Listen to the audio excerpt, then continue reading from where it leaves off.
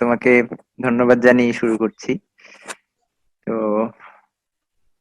নানা দেশি নানা লোক শুনিয়া রসাঙ্গ ভোগ, আই সন্ত নৃপ ছায়াতল, আরবি মিশরি স্বামী তুর্কি হাবশি রুমি, খোরাসানি উজবেকি সকল। তো রোসাঙ্গের ভোগের কথা কবি আলাওল বর্ণনা করেছেন তার পদ্মাবতী কাব্যে, এবং তার কবি আলাওল তার আরো অনেক কাব্যেই রোসাঙ্গের কথা বর্ণনা করেছেন, রোসাঙ্গের ঐশ্বর্যের কথা বর্ণনা করেছেন। রোসাঙ্গের এত ঐশ্বর্য, এত হ্যাঁ এমন আহ কি বলে কাব্য, সাহিত্য, সংস্কৃতি সবকিছু এত সমৃদ্ধ ছিল যে কখনো কখনো তো এমনও মনে হয় যে ভারতবর্ষের বৃহত্তর যে সাম্রাজ্য ছিল, সুলতানাত ছিল, সেখান থেকে মানে তার থেকেও অধিক সমৃদ্ধ। এবং আলাউল তার নিজেই আলাউল, কবি আলাউল তার দিক দিয়েছেন, স্বীকৃতি দিয়েছেন যে উম, দিল্লীশ্বর বংশ আসি, যাহার স্মরণে পশি, তার সম কাহার মহিমা। দিল্লীশ্বর বংশ আসি, যাহার স্মরণে পশি, তার সম কাহার মহিমা। আমরা জানি দিল্লীশ্বর অর্থাৎ সুলতান বা সম্রাট শাহজাহানের পুত্র সুজা পালিয়ে চলে গেছিলেন আরাকানে। তো এই ঘটনার উল্লেখ আমরা এই ঘটনাগুলো পরে বলবো। ওই ঘটনার উল্লেখ করে আলাওল বলতেছিলেন যে দিল্লীশ্বর বংশ আসি, মানে সম্রাট শাহজাহানের বংশ আসি, যাহার স্মরণে পশি, যার কাছে আশ্রয় প্রার্থী হয়েছে, তার সম কাহার মহিমা, তার মতো মহিমা কার আছে। তো সেই রোসাঙ্গের কথা আলাওল বর্ণনা করছেন, আমরা বই থেকেই পড়বো, একদম বই নিয়ে বসেছি আমি। তো সেই রোসাঙ্গের কথা আলাওল বর্ণনা করেছেন তার পদ্মাবতী কাব্যের রোসাঙ্গ বর্ণন অধ্যায়ে। রোসাঙ্গের বর্ণনাটা অল্প একটু পড়ে নেই।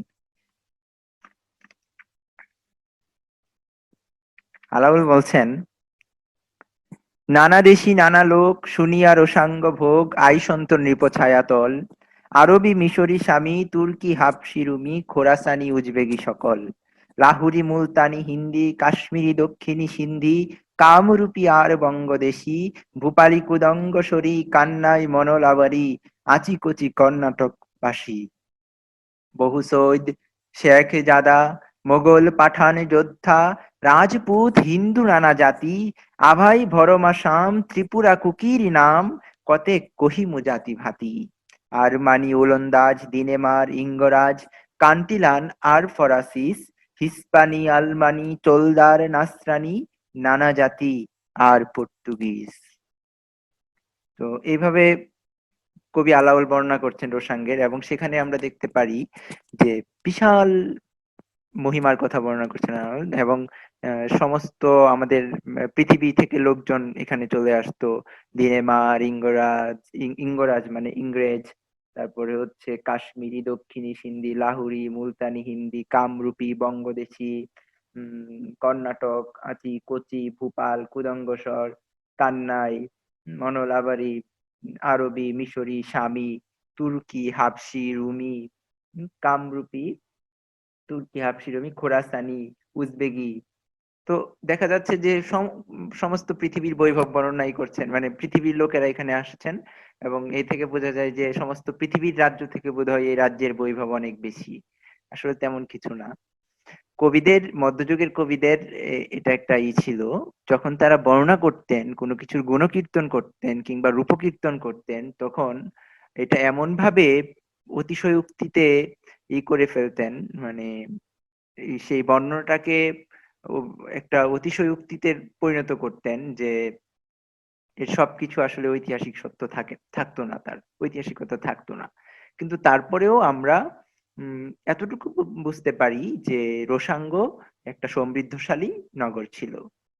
তো এই রোসাঙ্গ নগরটা হচ্ছিল আরাকানে। মূলত ওই আরাকান শব্দটা এই রোসাং শব্দ থেকেই পরবর্তীতে জারিত হয়েছে। তো আরাকান বা রোসাং, এই রোসাং এর অনেকগুলো নাম আছে, রোইং, রাইং, রাখাইং, রখইং, এরকম অনেক উচ্চারণের নাম পাওয়া যায় মধ্যযুগের। এই সমস্ত উচ্চারণগুলো এক এক জায়গায় এক এক রকম ভাবে উচ্চারিত হয়েছে। চিটাগাং একভাবে উচ্চারিত হয়েছে, আরাকানে একভাবে উচ্চারিত হয়েছে। এমনকি আমরা আমাদের এই বৃহত্তর ভারতবর্ষের যে মুসলিম তারিখ রচনাকারীরা যারা ছিলেন তাদের তারিখ অর্থাৎ ইতিহাস গ্রন্থে সে নাম আরেকভাবে উচ্চারিত হয়েছে। চৈনিক পরিব্রাজকদের গ্রন্থে সেই নাম অন্যভাবে উচ্চারিত হয়েছে। তো আমরা যাই হোক, আমরা এই নামটাই আমরা বলবো রোশাং বা রোশাঙ্গ শব্দটাই আমরা বলবো, যেহেতু কবি নিজে এখানে রোশাঙ্গ শব্দটা ব্যবহার করেছেন।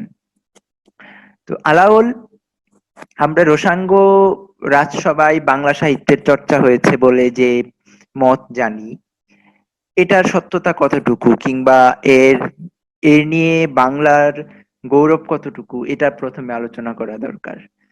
যেমন রোশাঙ্গের রাজসভায় বাংলা সাহিত্যের চর্চা হয়েছে, প্রথমে তো সেটা কি রাজসভাই হয়েছে নাকি রাজ পৃষ্ঠপোষকতায় হয়েছে, রাজ অমাত্যদের পৃষ্ঠপোষকতায় হয়েছে, কিন্তু রাজসভায় না, ঠিক এই বিষয়টা আমাদের জানতে হবে। কারণ আহ রাজসভার সাহিত্যিক বলতে বোঝা যায় যে একেবারে অন্যান্য বড় বড় অমাত্যদের সাথে রাজকবিও বসে থাকবেন, বৈদ্য যেভাবে বসে থাকে, বিদূষকেরা যেভাবে বসে থাকে সেভাবে বসে থাকবেন। কিন্তু আলাউলের কাহিনীতে কিন্তু আমরা তা দেখতে পাই না।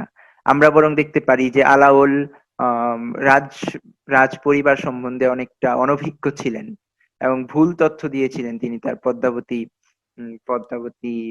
কাব্যে। তো যদি তিনি একেবারেই রাজসভার লোক হতেন, তাহলে কিন্তু তার ভুল তথ্য দেওয়ার কথা ছিল না। এবং আমরা এ থেকে বুঝতে পারি যে আলাওল আলাওল ঠিক সরাসরি রাজ পরিবারের সাথে সম্পৃক্ত ছিলেন না, কিন্তু রাজ অমাত্য মাগন ঠাকুর যার নাম আমরা উল্লেখ পাই, সেই মাগন ঠাকুরের পৃষ্ঠপোষকতায় এবং তার পরবর্তীতে শ্রীমন্ত সোলাইমান, তার পরবর্তীতে সৈয়দ মোহাম্মদ, তারপরে সৈয়দ মুসা, তারপর পরবর্তীতে মজলিস যুবরাজ নামক আরেকজন অমাত্যের পৃষ্ঠপোষকতায় তিনি কাব্যগুলো রচনা করেছেন, আমরা সেই ইতিহাস পাই। এবং এতে এতে করে এতে বাংলা সাহিত্যের গৌরবের আসলে কি, গৌরবের জায়গা কোনটা? আহমদ শরীফ স্যার এটা নিয়ে খুব চমৎকার কথা বলেছেন যে বাংলা সাহিত্য রোশাঙ্গের বাংলা সাহিত্য, এটা কিন্তু আমরা এরকম দেখি না যে রোশাঙ্গের রাজসভায় রোশাঙ্গের লোকজন, আরাকানি লোকজন বাংলা ভাষাকে নিয়ে চর্চা করছে এবং বাংলা সাহিত্য রচনা করছে। ঘটনাটা যদি এমন হতো তাহলে হতো এটা বাংলা ভাষার জন্য এবং বাংলা সাহিত্যের জন্য একটা গৌরবের বস্তু। কিন্তু যেমন আমরা পারস্যের সাহিত্য, আমাদের ভারতীয় কবিরা যেভাবে চর্চা করেছেন পারস্যের সাহিত্য, আমরা জানি আমির খুসরো সাহেব, আমির খুসরো সাহেব হচ্ছে ফার্সিতে শের রচনা করেছেন, গজল রচনা করেছেন। আমরা জানি তারপর আমির খুসরোর পরে আরো অনেক ভারতীয় কবিরা ফার্সিতে শের রচনা করেছেন। মির্জা গালিব ফার্সিতে লিখেছেন, ইকবাল ফার্সিতে লিখেছেন। ওনারা ভারতীয় বংশোদ্ভূত হয়ে ফার্সিতে লিখেছেন। আমির খুসরোর মাতা কিন্তু ছিল রাজপুত, পিতা যদিও পারস্যের, কিন্তু মা ছিল রাজপুত। ফলে আমির খুসরোকেও এই ভারতবর্ষেরই সন্তান আমরা ধরে নিতে পারি। ফলে অন্য একটা দেশের সন্তান, অন্য একটা ভূমির সংস্কৃতির ভাষার সন্তান যখন আমার ভাষা নিয়ে সাহিত্য রচনা করে, কাব্য রচনা করে, তখন এটা আমার জন্য গর্বের বিষয় যে সে আমার ভাষাটাকে নিয়ে সাহিত্য রচনা করছে। কিন্তু আমারই কবি, আমার দেশেরই কবি, আমার ভূমির সন্তান, আমার ভাষার সন্তান, সে যদি অন্যত্র বসে এই ভাষায় সাহিত্য রচনা করে, ফলে আলাদা করে এখানে কোনো গর্বের কোনো কিছু নেই, আলাদা করে গর্বের কোনো কিছু নেই। এরকম তো আমাদের বহু কবিরা, সাহিত্যিকেরা বিদেশে বসে বাংলা সাহিত্য রচনা করেছেন। আমরা জানি প্রথম বাংলা সনেট রচনা করেছেন ফ্রান্স দেশে বসে আমাদের মাইকেল মধুসূদন দত্ত। আমরা জানি সৈয়দ ওয়ালিউল্লাহ ফ্রান্স দূতাবাসে তো চাকরি করতেন, তিনি সেই ফরাসি দেশে বসে তিনি বাংলা উপন্যাস গুলো লিখেছেন। চাঁদের অমাবস্যা উপন্যাস লিখেছেন। তারপর ওনার পরবর্তী যে উপন্যাস কাদো নদী কাদো, সেই উপন্যাস লিখেছেন। ফরাসি দেশে বসে তিনি বাংলা ভাষায় ছোট গল্প লিখেছেন। ফলে এখানে কিন্তু বাংলা ভাষাভাষী এবং বাঙালিদের জন্য আলাদা করে গৌরবের কোনো কিছু নেই। তবে একটু গৌরব আছে, সেটা হচ্ছে যেহেতু তখন রাজসভায় রাজ পৃষ্ঠপোষকতায় সেটা হয়েছে, ফলে একটু গৌরব আছে যে রাজ পৃষ্ঠপোষকতাটা তারা পেয়েছিলেন। তো এর বেশি আসলে কোনো কিছু নয়। তো আমরা সেই আরাকানের রাজ পৃষ্ঠপোষকতায়, অমাত্যদের পৃষ্ঠপোষকতায় যে সাহিত্যগুলো রচিত হয়েছে, আমরা একে একে ধারাবাহিকভাবে সেগুলো আলোচনা করব। আমি আগেও একবার এই নিয়ে আলোচনা করেছিলাম, তখন আমার কাছে সবগুলো বই মোটামুটি ছিল। আলাউলের সিকান্দার নামা থেকে শুরু করে তোপা, তোপাইকর, সবগুলো বই ছিল। এখন আমার কাছে সবগুলো বই নেই। যে কয়টা আছে সে কয়টা থেকে কিছু কিছু আমরা পড়বো, শুনবো এবং আলোচনা করব, বাকিগুলোর কথাও আমরা বলে যাব। তো প্রথমে প্রথমেই আমরা দৌলত কাজীর কথা বলবো। আরাকানের রাজসভায় বা রাজ অমাত্য সভায়, আমি রাজসভাই বলি, আপনারা বুঝে নিয়েন, রাজ অমাত্য সভা। তো সেখানে দৌলত কাজী দৌলত কাজী আচ্ছা, মগ নামটা কোত্থেকে এলো? এই যে বলে মগের মুল্লুক, মগের মুল্লুক, মগ নামটা কোত্থেকে এলো, এটা নিয়েও একটু আলোচনা করতে হবে। কারণ মগ এই নামটা আসলে মগধ থেকে এসেছে। মগধ, আমরা যেমন হিন্দু মাত্রই ভারতবর্ষীয় বলে বলতে গর্ববোধ করি, মুসলমান মাত্রই আরবের বা পারস্যের বলতে একটা গর্ববোধ করি, কিংবা খ্রিস্টান বলতে যেমন আমরা পশ্চিমা বিশ্ব বুঝি, ঠিক তেমনি ভগবান বুদ্ধ যেহেতু ইতে ছিলেন, মগধে ছিলেন, ফলে বুদ্ধরাও নিজেদেরকে মগধের অধিবাসী পরিচয় দিতে খুবই স্বাচ্ছন্দ্য বোধ করতেন। ফলে এই আরাকানে রোসাঙ্গের যে বৌদ্ধরা ছিল, বৌদ্ধ অধ্যুষিতই তো ছিল সেখানে। তো বৌদ্ধ অধ্যুষিত অঞ্চলে সেই বৌদ্ধ জনগণ নিজেদেরকে মগধ বলে পরিচয় দিতে, মগধী বলে পরিচয় দিতে খুব প্রীতবোধ করতেন, এবং যার ফলে হলো কি, তাদের যারা তো মগধ থেকে এসেছে তারা তো মগধ বটেই, যারা মগধ থেকে আসেনি তারাও হচ্ছে এই মগধের সাথে নিজেদেরকে মগধ হিসাবে চিহ্নিত করে ফেললো, এবং অন্যান্য জাতিরা তাদেরকে মগধ এবং মগধের সেই মগ হিসাবে তারা চিনল। আমাদের ঢাকার মগ বাজারও এই প্রসঙ্গে আমরা স্মরণ করতে পারি। মগ বাজার, মগ বাজার, ঘ কিংবা গ পরবর্তীতে যেগুলো স্বতন্ত্রভাবে পরিবর্তিত হয়েছে ধ্বনি পরিবর্তনের সূত্র অনুযায়ী। তো সেই মগধের কথাও এখানে আছে। আমি যে কিছুক্ষণ আগে মাত্র আরবি মিশরি স্বামী এই জাতির কথা, নানা জাতির কথা বলেছি, সেখানে তার পরবর্তী শ্লোকগুলোই এরকম যে মগধের যত সৈন্য সর্বরণে অগ্রগণ্য, সংখ্যাহীন কটক অপার। আলাওল বলছেন যে মগধের যত সৈন্য সর্বরণে অগ্রগণ্য, অর্থাৎ সেই আরাকান রাজসভায় মগধের সৈন্যদেরই অগ্রগণ্য ছিল, তারাই ছিল দণ্ডমুণ্ডের অধিকারী কর্তা। কিন্তু এই মগ শব্দটা পরবর্তীতে নেতিবাচক অর্থে আমরা কি করে গ্রহণ করলাম? মগ শব্দটাকে নেতিবাচক অর্থে গ্রহণ করার পিছনে কিছু কারণ আছে। যেমন আমরা যদি ডক্টর মোহাম্মদ শহীদুল্লাহকে পড়ি, তাহলে আমরা গঞ্জালিসের যে আখ্যান পাবো, এবং ভারতীয় ইতেও আছে, ভারতীয় তারিখ গ্রন্থগুলোতেও আছে কম বেশি। যখন মুঘলরা মুঘলরা কিন্তু বারবারই আরাকানকে দখল করতে চাইছিল। তো মুঘলরা যখন আরাকানকে দখল করতে চায়, এবং আমরা জানি চিটাগাং কিন্তু চট্টগ্রাম কিন্তু আরাকানের অন্তর্ভুক্ত ছিল, শায়েস্তা খাঁ সেটাকে বাংলার অন্তর্ভুক্ত করেন। তো এর আগেও মুঘলরা আরাকানকে দখল করতে চাইতো। যার ফলে কি হলো, মগধরা মানে আরাকানিরা, মগধীরা, তারা কি করলো, আরাকানি মগধীরা তারা কি করলো, পর্তুগিজ দস্যুদের সাথে, পর্তুগিজ বণিক এবং পরবর্তীতে যারা দস্যু রূপে আবির্ভূত হয়, সেই পর্তুগিজ দস্যুদের সাথে হাত মিলায়। হাত মেলানোর কারণ হচ্ছে যাতে এদিক থেকে কোনো প্রকার আগ্রাসন তাদের দিকে না যায়। ফলে তারা পর্তুগিজ দস্যুদের সাথে হাত মেলায়। আর পর্তুগিজ দস্যুরা হরমাদ জলদস্যুদের কথা আমরা সবাই জানি। যে হারপাত জলদস্যুদের হাতে পড়েই আলাওল কিন্তু সে আরাকানে গিয়েছিলেন। তো সেই পর্তুগিজ দস্যুরা তাদের নির্মমতা, তাদের অত্যাচার, তাদের নরহত্যা এবং তাদের যেই দুর্বিনীত আচরণ, এই আচরণের সাথে পর্তুগিজ দস্যুদের এর সাথে মগকে এক করে ফেলা হলো। আমাদের মানে মগদেরকে এক হিসেবে কল্পনা করা হলো এবং মগের মূল্য বা অরাজকতার দেশ হিসাবে চিহ্নিত হলো এবং মগ শব্দটা একটা একটা নেতিবাচক অর্থ ধারণ করলো, কিন্তু এর কোনো আসলে প্রথমত নেতিবাচক অর্থ ছিল না। তো সেই মগহি ভাষা, সে মগহি ভাষা কিন্তু আহ রাজারা বলতেন, যদিও রাজ অমাত্যরা ছিল মুসলমান, অধিকাংশই ছিল মুসলমান, কিন্তু রাজারা বংশ পরম্পরায় কিন্তু আহ মগহি ছিল। ফলে তারাও কিন্তু মগহি ভাষাই বলতো। তারা বাংলা সাহিত্যের চর্চা করতো না, তারা মগের সাহিত্যই তারা চর্চা করত। ফলে আরাকান রাজসভায় দৌলত কাজী থেকে শুরু করে যত কবিরা ছিলেন, কেউ সেই মগ ভাষাভাষী রাজাদের পৃষ্ঠপোষকতায় উম করেছেন এরকম ইতিহাস পাই, কাব্য রচনা করেছেন এরকম ইতিহাস আমরা পাই না। বরং সেই রাজাদের অমাত্যদের পৃষ্ঠপোষকতায়, যারা ছিল মুসলমান এবং বাংলা ভাষাভাষী, তাদের পৃষ্ঠপোষকতায় কাব্য রচনা করেছেন আমরা এই ইতিহাসই পাই।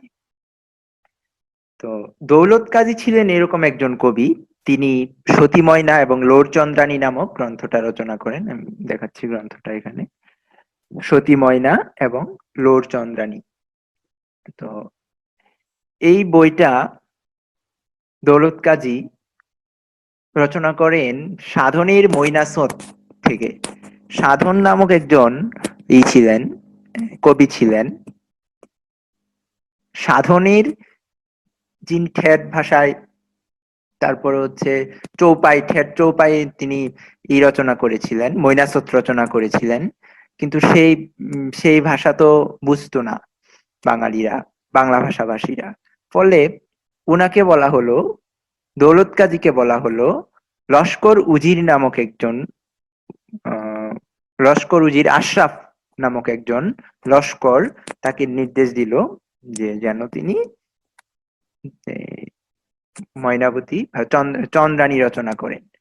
তো কিন্তু এখানে আমরা তো চন্দ্রানীর কথা পাই না, উনার নির্দেশের জায়গায় আমরা দেখি ময়নার ভারতীর কথা পাই।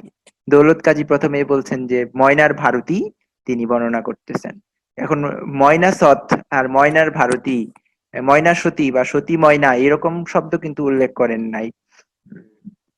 উনি বলছেন ময়নার ভারতী দৌলত কাজী। এবং ময়নার ভারতী বা ময়নাসৎ যে রচনা করেছিল প্রথম সাধন, সেই কবি কিন্তু লোর চন্দ্রানীর কাহিনী রচনা করেন নাই। সেই কবি লোর চন্দ্রানীর কাহিনী রচনা করেন নাই। তাহলে এই লোর চন্দ্রানী এবং সতী ময়না কি করে এক হয়ে গেল? দৌলত কাজী সাধন থেকে নিলেন মৈনাসত। আর ভারতবর্ষে তখন এই কিছু লোককথা প্রচলিত ছিল, বিভিন্ন অঞ্চলে বিভিন্ন ভাষায় লোককথাগুলো প্রচলিত ছিল। কোথাও সে যেমন লোর চন্দ্রানীর আখ্যানটা তিনি সেই লোককথা থেকে নিয়েছে, লোর চন্দ্রানীর আখ্যানটা লোককথা থেকে নিয়েছে, কিন্তু তার নাম আবার লোর চন্দ্রানী ছিল না। আমরা মোল্লা দাউদ বা মৌলভী দাউদ নামক একজন কবির কথা পাই, উল্লেখ পাই, যিনি অবধি হিন্দি ভাষায় উম চন্দায়ন রচনা করেছিলেন। চন্দায়ন অর্থাৎ চন্দ্রানী, মানে লোর চন্দ্রানীর যে উপাখ্যান সেটা রচনা করেছিলেন অবধি হিন্দি ভাষায় চন্দায়ন নামক বা চন্দাইন নামক নামে। তো সেখান থেকে তিনি কাহিনী নিয়ে থাকতে পারেন দৌলত কাজী। কিংবা এই কাহিনী মির্জাপুরি, ভাগলপুরি, ছত্তিশগড়ি, পাঞ্জাবি, ভোজপুরি আরো নানান ভাষায় রচিত হয়েছে।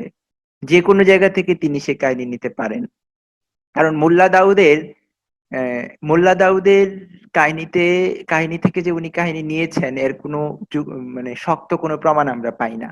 কেননা মোল্লা দাউদের মধ্যে যে কাহিনী আছে সেখানে লোর চন্দ্রানীর কাহিনী, চন্দায়ন মানে চন্দ্রানীর কাহিনী বর্ণিত হয়েছে, কিন্তু লোরের কথা কোথাও নেই সেখানে। লোরের সমান্তর প্যারালালি যে নায়কটাকে সেখানে আমরা দেখতে পাই তার নাম হচ্ছে লালন শাহ, লালন। কিন্তু এখানে তো লোরের কথা বলা হচ্ছে।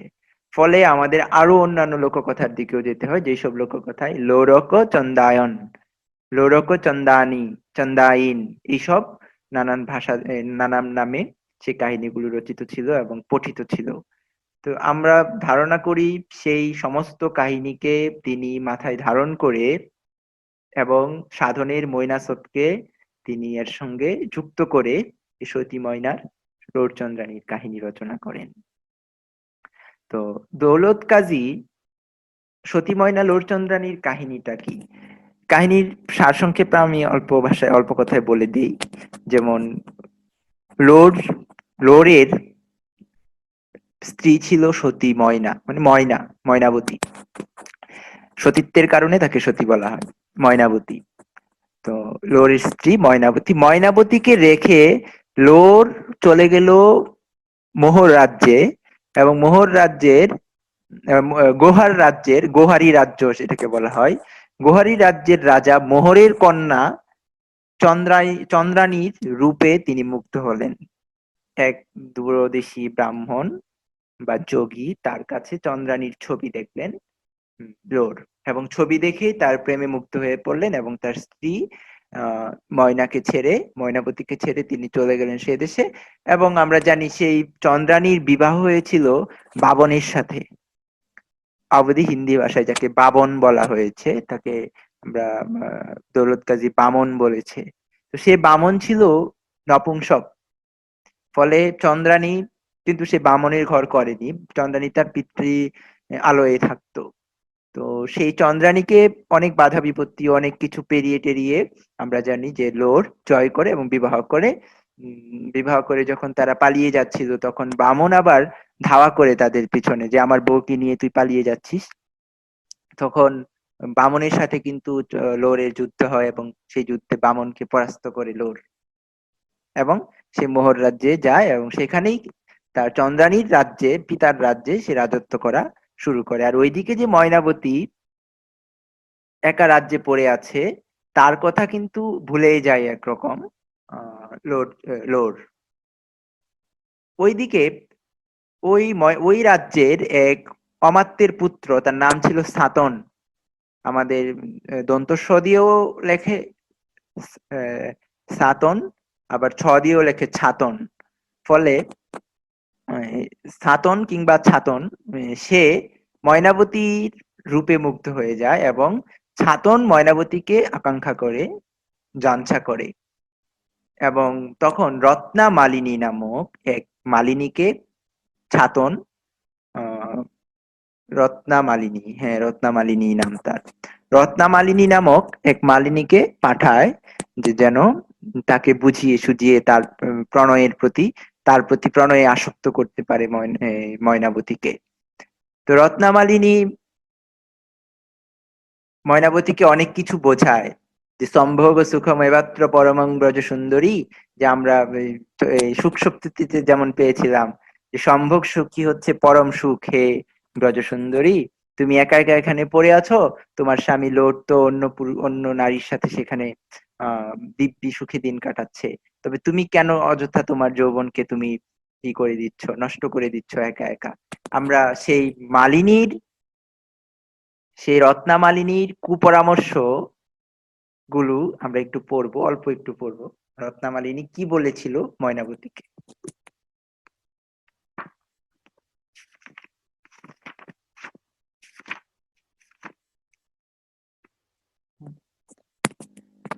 রত্নামালিনী ময়নাবতীকে বলেছিল খুবই চমৎকার কথাগুলো, যদিও শুনতে মানে সতী ধর্মের প্রতি এটা আঘাত লাগতে পারে, আঘাত লাগারই কথা, এবং ময়নাবতীর চিত্তে আঘাত লেগেছিল। তা আমরা অল্প একটু পড়ি সেখান থেকে যে কিভাবে প্রবোধ দিয়েছিল রত্নামালিনী। রত্নামালিনী ময়নাবতীকে বলছেন যে অমূল্য রতন আয়ু শ্বাসে শ্বাসে যায়, রাখিতে না পারি তাহা বিক্রম উপায়। জীবন যৌবন রূপ চলয় নিমেষে, নারী বৃদ্ধ হইলে তারে না পুছে পুরুষে। যৌবন চলিয়া গেলে বিফল জীবন, সংসার নরক যার নাহিক যৌবন। দুর্লভ যৌবন জানো লোকের কুশল, যদি গেল কুশল কোথাতে কুতূহল। ধন নষ্ট হইলে পুনি উপার্জনে পায়, অগ্নি শেষ হইলে পুনি পাথরে জন্মায়, চন্দ্র সূর্য অস্তঙ্গতে পুনি উগি যায়, যৌবন চলিয়া গেলে পলটি না পায়। কৃপণেরও ধন সম মূর্খেরও যৌবন, কালে না খাইলে হয় শোকেরও ভাজন। তো রত্নামালিনী বলছেন যে রত্নামালিনী বলছেন যে অমূল্য রতন আয়ু শ্বাসে শ্বাসে যায়। আমাদের জীবন শ্বাসে শ্বাসে চলে যাচ্ছে, এবং রাখিতে না পারি তাহা বিক্রম উপায়। জোর জবরদস্তি করে সেই আয়ুটাকে ধরে রাখার কোনো সুযোগ নেই। বিক্রম উপায়, বিক্রম দিয়ে সেটাকে ধরে রাখা যাবে না। এবং বলা হচ্ছে যে জীবন যৌবন রূপ চলই নিমেষে, নারী বৃদ্ধ হইলে তারে না পুছে পুরুষে। হে ময়নাবতী, জীবন এবং জীবনের সাথে যৌবনও নিমেষে চলে যায়, এবং নারী যদি বৃদ্ধ হয়ে যায় পুরুষ তাকে আর জিজ্ঞেস করে না। তো যৌবন চলিয়া গেলে বিফল জীবন, যৌবন চলে গেলে জীবন বিফল, বিফল জীবন। সংসার নরক যার নাহিক যৌবন, তার জন্য সংসার নরক যার যৌবন নেই। দুর্লভ যৌবন জানো লোকেরও কুশল, যদি গেল কুশল কোথাতে কুতূহল। ধন নষ্ট হইলে পুনি উপার্জনে পায়, ধন যদি নষ্ট হয় পুনর্বার সেটা উপার্জনে প্রাপ্ত হওয়া যায়। ধন নষ্ট হইলে পুনি উপার্জনে পায়, অগ্নি শেষ হইলে পুনি পাথরে জন্মায়। অগ্নি যদি শেষ হয়ে যায়, নিভে যায়, সেটা পুনরায় পাথরে জন্ম নেয়, পাথরের ঘষা দিলে সেটা জন্ম নেয়। চন্দ্র সূর্য অস্তঙ্গতে পুনি উগি যায়, যৌবন চলিয়া গেলে পলটি না পায়। চন্দ্র সূর্য অস্তে যায়, আবার তারা পুনরায় উদয় হয়, কিন্তু যৌবন যদি চলে যায় তার কখনো ফিরে আসে না। কৃপণেরও ধন সম মূর্খেরও যৌবন, কালে না খাইলে হয় শোকেরও ভাজন। কৃপণ যেমন তার ধন ভোগ করতে পারে না, তো যে মূর্খ আসলে তার যৌবনকে উপভোগ করতে পারে না, তার ধন ওই তার যৌবন হচ্ছে কৃপণের ধনের মতো। তো এইভাবে ময়নাবতীকে মালিনী মালিনী আমরা জানি এখানে ময়নাবতীকে নানান ছল চাতুরির মধ্য দিয়ে, নানান রসকথার মধ্য দিয়ে তার মন ভোলাতে চেষ্টা করে, কিন্তু ময়নাবতী সে কথাই ভোলে না। তার সতীত্ব, সে অক্ষয় সতীত্ব সে রক্ষা করে চলে, এবং শেষ পর্যন্ত আমরা দেখি এখানে দৌলত কাজী লোরের সাথে ময়নার মিলন ঘটিয়ে সমাপ্ত করেন। এবং আমরা আরো অন্যান্য কাহিনীতে আমরা দেখি যে লোরের এই এই কাহিনীরই আরো অন্যান্য ভার্সনে আমরা দেখি লোরের মৃত্যুর পরবর্তীতে চন্দ্রাণী এবং সতী ময়না দুইজনই সতী সতী হয়। তো এই কাহিনী আমরা এখানে পাই। আমরা কিন্তু ভারতচন্দ্র যখন আমরা অন্নদা মঙ্গল পড়ি, তখন কিন্তু আমরা হীরামালিনীর নাম পাই। হীরামালিনী, কথায় হীরার ধার হীরা তার নাম, ভারতচন্দ্র বলেছিলেন যে কথায় হীরার ধার হীরা তার নাম। সেখানেও হীরামালিনী এরকম একজন দূতী। তিনিও কিন্তু বিদ্যাকে নানান কুপরামর্শ দিতেন, পরামর্শ বলি কুপরামর্শ যাই বলি আর কি, দিতেন। তো যখন বিদ্যাকে পাওয়ার জন্য সুন্দর, বিদ্যা সুন্দরের আখ্যানের কথা বলছি, সুন্দর যোগীর বেশে এরকম চলে গিয়েছিল বিদ্যার কাছে, বিদ্যার পানি প্রার্থনা করেছিল। তো সেই হীরামালিনীর বাড়িতেই কিন্তু সুন্দর থাকতো, এবং তার বাড়ি থেকে একেবারে বিদ্যার রুম পর্যন্ত, কক্ষ পর্যন্ত নিচে দিয়ে সুড়ঙ্গ তৈরি করেছিল তারা, যে সুড়ঙ্গ দিয়ে তারা যাতায়াত করতো এবং তাদের মিলন হতো আমরা জানি।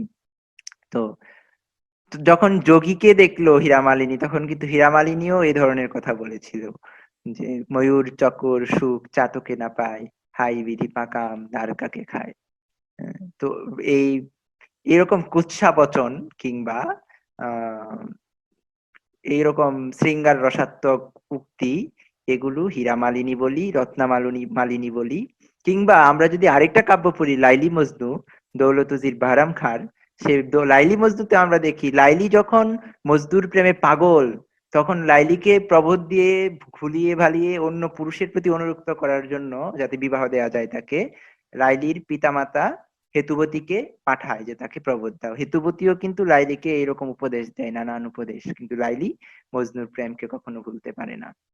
তো সেই লাইলি হেতুপতি সংবাদ, কিংবা হীরামালিনীর সাথে বিদ্যার যেই সম্পর্ক, কিংবা এখানে রত্নামালিনীর সাথে ময়নাবতীর যে সম্পর্ক, এটা আমরা কিন্তু মিল দেখতে পাই।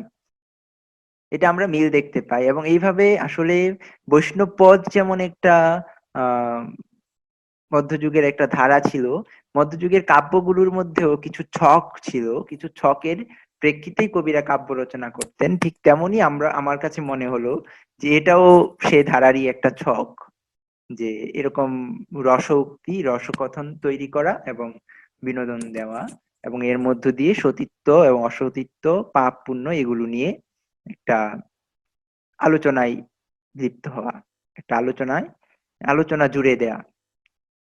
তো আমরা এইভাবে সাধনের মৈনাসত কিংবা মোল্লা দাউদের সেই চন্দাইন কাহিনী কিংবা অন্যান্য লোককথার চন্দাইন কাহিনী, সেই কাহিনী চন্দ্রাবতী, চন্দাইনের কাহিনী, চন্দ্রানীর কাহিনী নিয়ে দেখি যে দৌলত কাজী রচনা করলেন সতী ময়না এবং লোর চন্দ্রানীর কাহিনী। এবং এর কাব্য যে অসাধারণ কাব্য, তা কিন্তু আমরা পড়েই বুঝতে পারি। এর কাব্য অসাধারণ কাব্য। পুরোটা কাব্য বাংলায় রচিত, কিন্তু সতী ময়না উম সাধন যেমন ময়নাসত ঠেট চৌপাইতে রচনা করেছিল, ঠিক তেমনি সতী ময়নার মাঝে এখানে একটা বৈষ্ণব পদাবলীর ভাব দিতে চেয়ে আহ কবি সেটাকে কিন্তু ব্রজবুলি এবং বাংলার মিশ্রণে একটা চমৎকার ভাষা তৈরি করে ফেললেন, এবং সেই ভাষায় কিন্তু তিনি সতী ময়না রচনা করলেন।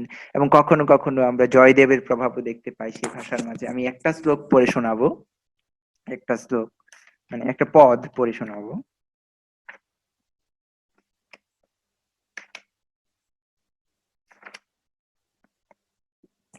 সেখানে এই পদটা আমরা একটু পড়বো, যে ভাদ্র মাসে চন্দ্রমুখী সুচরিতা কামিনী, একাকী বসতি তিমিরয়তি ঘোরং, অধর মধুর তাম্বুল কিনে দূষর, নিচল চকর আখি ঝোরং, রানীল ময়নাবতী তেজমান পরিখেদং, দুরন্ত বিরহানলো দহতি তব অন্তর, তদপি ন চেতই ময়না চেতং, বকফুল মঞ্জরি কিমতি অতি সীদতি, মলিনয়ঞ্জন মুখ ভেষং, বিষাদতি বিলপসি সকল দিন ইয়ামিনী, অবিরত বিকল বিশেষং।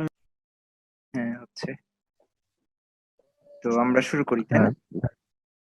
তো এই যে হ্যাঁ, আমি শুরু করুন। পদটা শুনাইলাম, এই পদটা তিনি কিন্তু অনেকটা সংস্কৃততে রচনা করেছেন, এবং এই সংস্কৃতকে একেবারে শুদ্ধ সংস্কৃত বলা চলে না। আমরা এর সাথে জয়দেবের মিল পাই। জয়দেবের গীতগোবিন্দের যেই দশম অধ্যায় মুগ্ধ মাধব, সে অধ্যায়ে জয়দেব যে কাব্য রচনা করেছিলেন, মাধবের রূপে মুগ্ধ হয়ে রাধার উক্তি,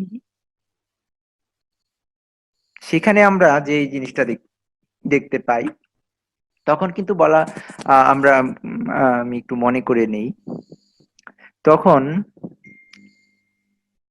হ্যাঁ, বদসি যদি, জয়দেব বলেছিলেন বদসি যদি কিঞ্চিদপি দন্ত রুচি কৌমুদি, হরতি দরতি মিরমতি ঘোরম, স্ফুরদধরসি ধবে তব বদন চন্দ্রমা, প্রচয়তি লোচন চকরম, তমসি মম ভূষণং, তমসি মম জীবনং, তমসি মম ভব জলধিরত্নম, ভবতু ভবতিহ ময়ি সতত মনোরোধিনী, তত্র মম হৃদয়মতি যত্নম।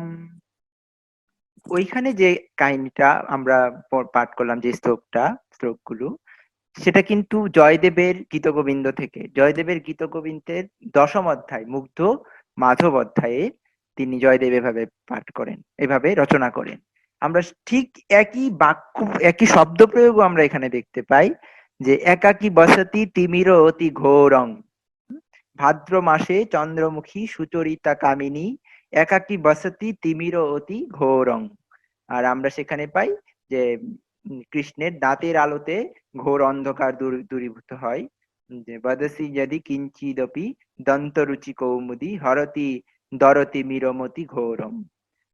তিমিরমতি ঘোরম আর এখানে একাকী বসতি তিমির অতি ঘোরং মধ্যে কিন্তু মিল আছে, ধ্বনিগত মিল তো আছেই, ভাষার শব্দ প্রয়োগেও যথেষ্ট মিল আছে। ফলে আমরা দেখতে পারি যে আরাকানের রাজসভার কবিরা বৈষ্ণব পদের পাশাপাশি সংস্কৃত সাহিত্য নিয়েও যথেষ্ট প্রাজ্ঞ ছিল এবং তারা পণ্ডিত ছিল সে ব্যাপারে, এবং তার প্রমাণ তাদের কাব্যেই বিধৃত হয়েছে। এবং পরবর্তীতে একটা শব্দ আমি দেখলাম, সিদতি। সিদতি এখানেই আছে কোথাও। তো এই সিদতি শব্দটাও কিন্তু জয়দেব তার গীতগোবিন্দে প্রয়োগ করে, মুগ্ধমাধব অধ্যায়ে না, সেটা অন্য একটা অধ্যায়ে। আরেকটা পদ আছে এরকম যে পশ্যতি দিশি দিশি রহসি ভবন্তম তদধর মধুর মধু নিপিবন্তম নাথ হরে সিদতি রাধা বাসগৃহে। তো এইভাবে আমরা দেখি জয়দেবের স্পষ্ট প্রভাব এখানে আছে, এবং বৈষ্ণব পদের ব্রজবুলি মৈথিলীর স্পষ্ট প্রভাব এই ময়নাসত্যের অনুবাদ যেটা তিনি করেছেন সতী ময়না নামে বা ময়নার ভারতী নামে, সেখানে আমরা পাই। তো দৌলত কাজীর এইসব কাব্যের পরে আর এটা বলার, পাঠ করার পরে এটা বলার আর অবকাশ মানে থাকে না যে তিনি বড় কবি ছিলেন, এটা আর বলতে হয় না। তো সেই দৌলত কাজী কবে এই কাব্য রচনা করলেন, এটা একটা প্রশ্ন আমাদের সামনে। দৌলত কাজী আলাওল যেমন তার কাব্যে একেবারে সমস্ত কাব্য জুড়ে বারবার নানান কাব্যে তার শুরুতেই তার আত্মকথা, তাকে নির্দেশদাতা সবকিছু বর্ণনা করেছেন, দৌলত কাজী এভাবে বর্ণনা করেননি, আত্মপরিচয় এভাবে দেননি। ফলে উনার আত্মপরিচয় সম্বন্ধে আমরা খুব একটা জানি না। যতটুকু জানি যে তিনি শ্রী নরপদিগৃহীর নরপদিগৃহীর সময়কালে, রাজত্বকালে তিনি লস্কর উজির আশরাফ খানের নির্দেশে এই কাব্য রচনা করেছিলেন। সেটা আমরা তার রচনার মধ্যে পাই, যেমন এইখানেও আছে যে সতী ভনতি কাজী দৌলত বলছেন, দুতি চাটু পটু কৃতস সতী করণে অশনি সমানং। যে দুতি রত্নমালিকা, যে দুতি রত্নমালিনী, এই দুতি চাটু পটু কৃত, এই এই দুতির এই চাটুক চটকদার বাণীগুলো, কথাগুলো সতী কর্ণে অশনি সমানং, সতী যে সতী নারী তার কানে বজ্রের মতো লাগে। লস্কর গুণমণি কল্প মহিরুহগণি শ্রীযুত আশরাফ খানং। লস্কর গুণমণি, যাকে কল্প মহিরুহগণি, যাকে তিনি কল্পতরুর সাথে তুলনা করেছেন, তিনি হচ্ছেন শ্রীযুত আশরাফ খানং, শ্রীযুত আশরাফ খান। তো সেই লস্করুজির আশরাফ খানের নির্দেশে তিনি এই কাব্য রচনা করেছেন, এটা আমরা পাই। এবং তার সময়কাল ছিল কখন, লস্করুজির আশরাফ খান কখন ছিলেন, যখন আরাকানের রাজা ছিল থিরি না থিরিথুদম্মা না, থিরিথুদম্মার পরে যিনি রাজা হন নরপদিগৃ। আমরা আরাকানের রাজসভার এই আলাওলের কাহিনী বলতে গিয়ে আমরা সেই পুরো কাহিনীটাই বলতে হবে আমাদের, যে তাদের রাজা এবং রাজত্ব নিয়ে। তো তার সময়কালটা ছিল নরপদিগৃহীর সময়কালটা 1622 সাল থেকে 1638 সাল পর্যন্ত। 1638 সালে নরপদিগৃহী মারা যান বা নিহত হন। 1638 সালে দীর্ঘদিন তিনি রাজত্ব করেছেন, কিন্তু মূলত তিনি রাজত্ব করেননি। কারণ একটা ছিল, তখনকার যুগে জ্যোতিষদের খুবই গুরুত্ব ছিল। জ্যোতিষরা যে কথা বলতো তারা তা খুবই মান্য করতো। তো এক জ্যোতিষ বলেছিল গণনা করে, কুষ্টি গণনা করে নরপদিগৃহীর, যে তিনি রাজা হওয়ার 2 বছরের মধ্যে মারা যাবেন। তো এই কারণে কিন্তু তাকে তার রাজ্য অভিষেক হয়নি। রাজা হয়েছেন তিনি, কিন্তু রাজ অভিষেক হয়নি। তিনি বিহার ভ্রমণ, মৃগয়া এসব নিয়ে তিনি বিনোদনে মত্ত থাকতেন। পালনের ভার দিয়েছিলেন লস্কর উজির আশরাফ খানকে, এবং সেই আশরাফ খানের নির্দেশে দৌলত কাজী সতী ময়না লোরচন্দ্রানী কাব্য রচনা করেন 1622 সাল থেকে 1638 সাল পর্যন্ত এই সময়কাল। 1635 সালে আমরা জানি যে নরপদিগৃহী অভিষিক্ত হন, রাজপদে অভিষিক্ত হন, তার অভিষেক হয়। এবং এই দৌলত কাজীর আমরা দেখি, কাব্যে দেখি তিনি নরপদিগৃহীর নাম উল্লেখ করেন, যে নরপদিগৃহী তখন রাজা। ফলে আমাদের ধারণা যে 1635 সাল এবং 1638 সালের আগে যেহেতু তিনি মারা গেছেন, 1638 সালে যেহেতু তিনি মারা গেছেন, আর যেহেতু তিনি রাজা থাকাকালীন সময়ে এই কাব্য রচিত হয়েছে, ফলে আমাদের ধারণা পণ্ডিতদের ধারণা ১৬৩৫ সাল থেকে ১৬৩৮ সাল, এই ৪ বছরের মধ্যবর্তী কোনো সময়ে এই দৌলত গাজী এসতী ময়না লোরচন্দ্রানী কাব্যটি রচনা করেছেন। আরাকানের রাজ ইতিহাস আসলে খুব সুখকর নয়। আমার মনে হয় কোনো জায়গার রাজ ইতিহাসই খুব সুখকর থাকে না। তো আরাকানে আমরা যে রাজাদের উল্লেখ পাই, সলিম সাহার বংশ যদ্যপি হইল ধ্বংস, এরকম উল্লেখ পাই আলাউলে। আলাউল মানে সলিম সাহার বংশ, মূলত তারাও মগ রাজাই ছিল, তারা মুসলমান নাম ধারণ করেছিল আমরা জানি। তো সেই সলিম সাহার বংশের শেষ রাজা ছিল থিরিথুদম্মা। থিরিথুদম্মা সলিম শাহর বংশের সলিম শাহই শেষ। সলিম শাহর পরে যিনি রাজা হন তিনি ছিলেন থিরিথুদম্মা। থিরিথুদম্মাকে হত্যা করা হয়, তার স্ত্রী এবং নরপদিগদি তারা করে ষড়যন্ত্র করে থিরিথুদম্মাকে হত্যা করে। থিরিথুদম্মাকে হত্যা করার পরে নরপদিগদি রাজা হন এবং তার যে স্ত্রী হত্যা করে, যে স্ত্রীর সাথে করে ষড়যন্ত্র করে, সেই স্ত্রীকে কিন্তু পরবর্তীতে নির্বাসিত করেন নরপদিগরি, কারণ তার প্রতি সবসময় একটা সন্দেহ থাকতো তার। তো নরপদিগরি যখন রাজা হন থিরিথুদম্মাকে হত্যা করে ১৬২২ সালে, এবং ৩৮ সালে নরপদিগরি মারা যান। নরপদিগরির এক কন্যা ছিল, তার নাম আমরা নাম পাই না, মুখ্য পাটেশ্বরী বলে যাকে আমরা এখানে উল্লেখ পাই। এবং নরপদিগরি মারা যাওয়ার আগে বা মারা যাওয়ার সময় মাগন ঠাকুর নামক একজন অমাত্যের কাছে তার কন্যাকে এবং তাদের সবাইকে সঁপে দিয়ে যায়, মাগন ঠাকুর। তো সেই মাগন ঠাকুর মুখ্য পাটেশ্বরী অর্থাৎ নরপদিগিরির কন্যাকে লালন পালন করে এবং অভিভাবকের দায়িত্ব পালন করে, এবং সেই মাগন ঠাকুর আমরা জানি সেই মাগন ঠাকুর পরবর্তীতে সাদুমাংদার, আলাউল যাকে সাদুমাংদার বলেছেন তার নাম হচ্ছে থদমিন্তার, ওই থদমিন্তারের সাথে বিবাহ হয় মুখ্য পাটেশ্বরীর। থদমিন্তার ছিল নরপদিগিরির ভ্রাতুষ্পুত্র, ভাইয়ের পুত্র। হ্যাঁ, ভ্রাতুষ্পুত্র, ফলে চাচাতো ভাই বলা চলে। এর মুখ্য পাটেশ্বরী যিনি, তার চাচাতো ভাই, তাদের বিবাহ হয় এবং রাজ্যের নরপদিগিরি কবে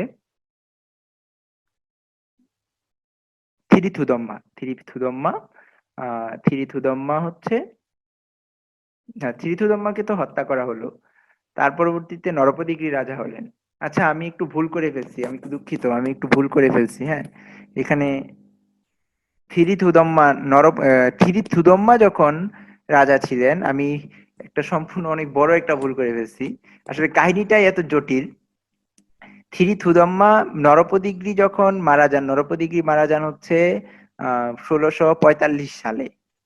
নরপদিগিরি ১৬৪৫ সালে মারা যায়। আমি আবারও দুঃখ প্রকাশ করছি আমি। নরপদিগিরি ১৬৪৫ সালে মারা যায় এবং ১৬২২ সাল থেকে ১৬৩৮ সাল পর্যন্ত রাজত্ব করেন থিরিথুদম্মা। থিরিথুদম্মা এবং সলিম শাহ রাজবংশের শেষ রাজাকে থিরিথুদম্মা এবং ওই রাজার স্ত্রী মিলে হত্যা করে। তো সেই নরপদিগিরি পুত্র ভ্রাতুষ্পুত্র থদমিন্তার এবং তার কন্যা মুখ্য পাটেশ্বরী যখন তাদের বিবাহ হয় তখন থদমিন্তার রাজা হয়।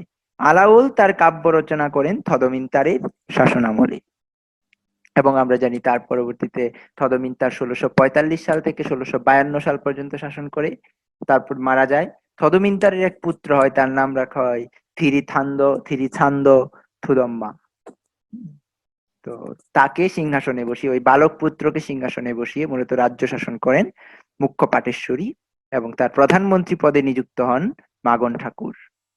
মাগন ঠাকুর প্রধানমন্ত্রী পদে আরো আগেই নিযুক্ত হন, ১৬৪৫ সালে নিযুক্ত হন, এবং আলাউলকে তিনি রাজসভায় মানে রাজপৃষ্ঠপোষকতা প্রদান করেন। তো এইভাবে আসলে রাজ বংশটা সেখানে আমরা সেই ইতিহাসটা পাই, আরাকানি ইতিহাস এবং আমাদের পণ্ডিতদের নানান ইতিহাস গ্রন্থকে ঘাটাঘাটি করে। তো সেই আসলে এই নামগুলো কিন্তু আমাদের ভারতবর্ষীয় নাম। আরাকানি ভাষায় এই মগদের উচ্চারণ ভঙ্গির কারণে এগুলো এরকম হয়ে গেছে। যেমন যে থিরি থুদম্মার কথা বলছি, তার নাম হচ্ছে মূলত, তার শব্দটা হচ্ছে মূলত শ্রী সুধর্মা। হ্যাঁ, তারপরে যে নরপতি গিরির কথা যে বলতেছি, তার নাম হচ্ছে নরপতি গিরি, মানে নৃপতি গিরি, গিরিরাজ।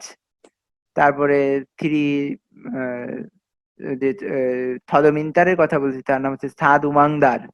তারপরে যে আমরা এর কথা বলতেছি, থদমিন্তারের পুত্রের কথা বলতে থ্রি সান্দ সুধর্মা, তার থুধম্মা, তার নাম হচ্ছে শ্রী চন্দ্র সুধর্মা। আলাউলের কাব্যে কিন্তু আমরা এগুলো পাই, এই শুদ্ধ উচ্চারণ গুলো পাই, কারণ আলাউল আহ সংস্কৃত ভাষা এবং বাংলা ভাষার একেবারে পণ্ডিত ছিলেন, অনেক বড় মাপের পণ্ডিত কবি বলা হয়তো আলাউলকে।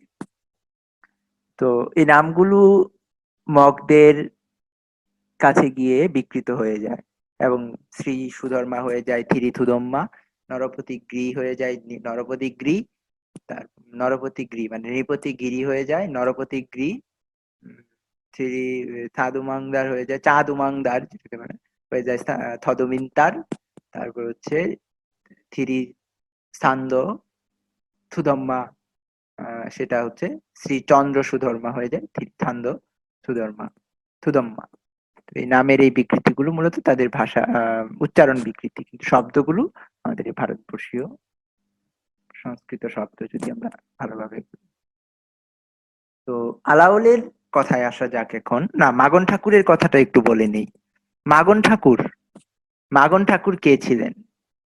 তার মাগন ঠাকুরের ইতিহাস আরাকানির রাজবংশীয় ইতিহাসে আমরা পাই না, রাজবংশের ইতিহাসে আমরা পাই না। আমাদের কাব্যই শুধুমাত্র এই মাগন ঠাকুরের নাম ধরে রেখেছে, এবং মাগন ঠাকুর নিজেও একজন কবি ছিলেন, তার কাব্য তার নামকে ধরে রেখেছে।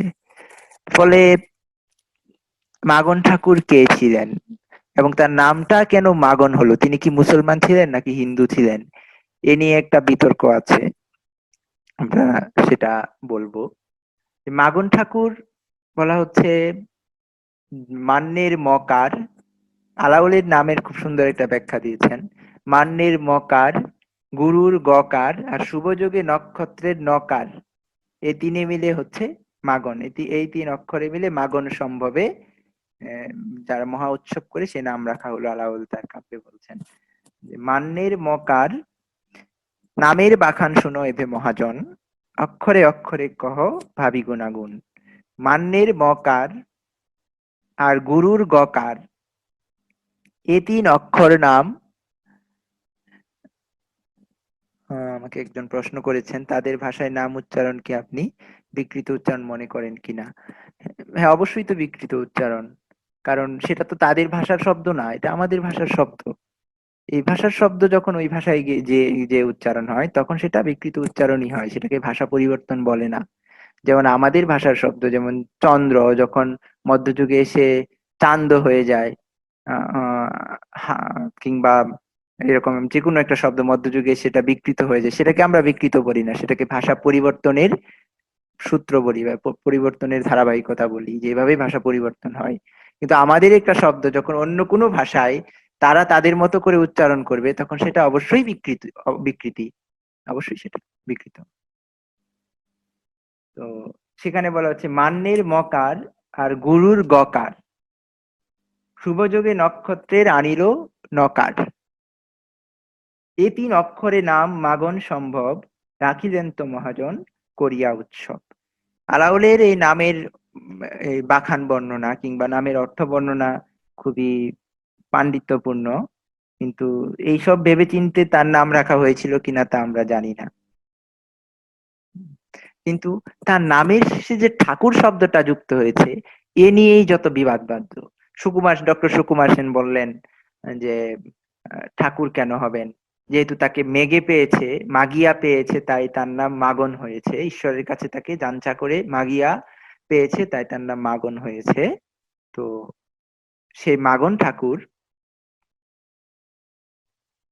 সে যদি মুসলমান নাও, মানে হিন্দু নাও হয়, মুসলমান না, এটা বললেন সুকুমার সেন।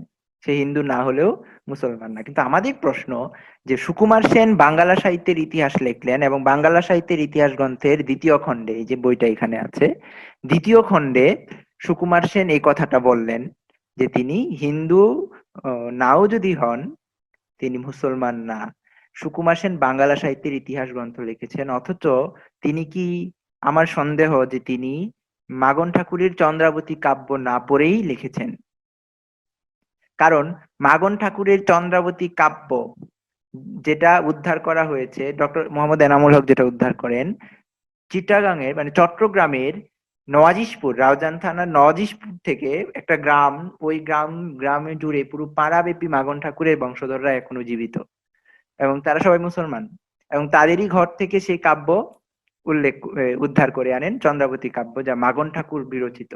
তারা বংশ পরম্পরায় সেই কাব্যটাকে রক্ষা করে এসছে। তো সেই কাব্য আমার মনে হয় যে পাঠ না করেই তিনি সেই কাব্যের ইতিহাস লিখেছেন সুকুমার সেন। কারণ সে কাব্য যদি পাঠ করতেন, সেই মাগন ঠাকুর যে তার নামের ভণিতায় কোথাও ঠাকুর শব্দ উল্লেখ করেননি তা তিনি দেখতে পেতেন। বরং তিনি 5 বার 5 জায়গায় সেই কাব্যে, যদিও কাব্যটা খণ্ডিত, পুরোপুরি না, আদ্যন্ত খণ্ডিত, তো সেই কাব্যে তিনি কোরেশি মাগন ব্যবহার করেছেন এবং 6 বার মাগন ব্যবহার করেছেন, মাগন শব্দটা। তাহলে এই কোরেশিটা কি জিনিস? উপরন্তু ঠাকুর শব্দটা হচ্ছে তুর্কি শব্দ, এটা বেদ বেদান্তের শব্দ নয়। ফলে আমরা দেখতে পারি যে সুকুমার সেনের এই তথ্য একেবারে পরিপূর্ণরূপে বিভ্রান্তিকর এবং ভুল বয়ান। তথ্যের স্বল্পতার কারণে তিনি হয়তো এইরকম ভুল বয়ান তিনি সন্নিবেশিত করেছেন তার বাংলা সাহিত্যের ইতিহাস গ্রন্থে। মাগন ঠাকুর কোরেশি মাগন নামে নিজেকে উল্লেখ করেছেন এবং কোরেশি বংশ, এবং আমরা আলাওলেও পাই যে সিদ্দিকের বংশ, বরং ডক্টর এনামুল হক, ডক্টর আব্দুল করিম সাহিত্য বিশারদ, ডক্টর মোহাম্মদ শহীদুল্লাহ এনামুল হক, ওনারা এই মতেই স্থির হয়েছেন যে সিদ্দিকের বংশ, আবু বকর সিদ্দিকের কথাই বলা হচ্ছে, এবং তার পিতা মাগন ঠাকুরের পিতা এসেছিলেন আরব থেকেই, এবং এই ঠাকুর পদবী এটা যে তারা পেয়েছিলেন আরাকানে এসে। ফলে আমরা তো এটা স্পষ্ট ভাবেই বুঝি যে মাগন মুসলমান কবি ছিলেন, এবং তিনি তার তার কাব্য মেজাজ দেখলেও আমরা সেটা বুঝতে পারি। তিনি তো আলাওলকে অন্য কোনো কাব্য রচনা করতে নির্দেশ দিতে পারতেন। তিনি পদ্মাবতী, যেটা একটা সুফি কাব্য, সেটা অনুবাদের নির্দেশ দিলেন। তিনি সয়ফুল মুলক বদিউজ্জামাল অনুবাদের নির্দেশ দিলেন। তিনি, হ্যাঁ, ফলে আমরা উনাকে এবং ওনার কাব্য এবং ওনার বংশ সমস্ত কিছু বিবেচনা করে আহমদ শরীফ স্যার এই সিদ্ধান্তে উপনীত হয়েছেন যে তিনি মুসলমান ছিলেন। ডক্টর মোহাম্মদ শহীদুল্লাহ এই সিদ্ধান্তে উপনীত হয়েছেন তিনি মুসলমান ছিলেন। ডক্টর এনামুল হক, আব্দুল করিম সাহিত্য বিশারদ এবং আর অসংখ্য পণ্ডিতগণ এই সিদ্ধান্তেই উপনীত। কিন্তু কিন্তু সুকুমার সেন তার বইয়ে এই ভুলটা পরবর্তীতে জানার পরেও, ওনাকে জানার পরেও সেটা তিনি সংশোধন করেননি। কেন করেননি আমরা জানি না। তো এইভাবে মাগন ঠাকুর একটা কাব্য রচনা করেন, সেই কাব্যের নাম হচ্ছে চন্দ্রাবতী কাব্য। সেই কাব্য তিনি কবে রচনা করেছেন তার কোনো উল্লেখ নেই, এবং সেই কাব্য তিনি জীবদ্দশায় প্রকাশও করেছেন বলে আমাদের ধারণা হয় না। কারণ মাগন ঠাকুরের নাম যেভাবে আলাওল বারবার উচ্চারণ করেছেন, যে যার বাক্য অলঙ্ঘ লঙ্ঘিলে হয় পাপ, অন্নদাতা ভয়ত্রাতা দুই মতে বাপ, সেই মাগন ঠাকুরের যত গুণগান আলাওল তার কাব্যে করেছেন, যদি তিনি কবিতা, তার কাব্য, তিনি যে কাব্য রসিক, কবিতা বোঝেন, সঙ্গীত বোঝেন, এগুলো সবকিছু বলেছেন, তো তার যদি কাব্যটা তিনি প্রকাশ করতেন জনসমক্ষে, তাহলে সে কথাও আলাওল নিশ্চয়ই উল্লেখ করতেন, কিন্তু আলাওলের কোথাও সে কথা উল্লেখ নেই। এ থেকে আমরা ধারণা করতে পারি যে তিনি হয়তো সংকোচ বশত নয়তো অন্য কোনো কারণে তার নিজের কাব্য চন্দ্রাবতী সেটা প্রকাশ করেননি লোকসম্মুখে। তো এই ছিলেন মাগন ঠাকুর, যিনি, তার পিতা যখন ছিলেন তখন গঞ্জালিস নামক একজন লোক ছিল, পর্তুগিজ লোক, যে আরাকান রাজদরবারে খুব প্রভাব প্রতিপত্তিশালী ছিল। তার অধীনে ছিলেন তার পিতা, এবং পরবর্তীতে গঞ্জালিসের যুগ অবসানের পরে মাগন রাজসভায় বড় পদে উন্নীত হন, এবং বিশেষ করে মুখ্য পাটেশ্বরীর অভিভাবকের ভূমিকা পালন করার কারণে তিনি সেখানে একজন অমাত্য থেকে মহামাত্যে পরিণত হন। এই ছিলেন মাগন ঠাকুর। এই মাগন ঠাকুরের সাথে আলাওলের কি সম্পর্ক তা আমরা আস্তে আস্তে বলবো। এখন আমরা কবি আলাওল সম্বন্ধে কিছু কথা বলবো, যে না বললেই নয়। পানি খেয়ে নিই।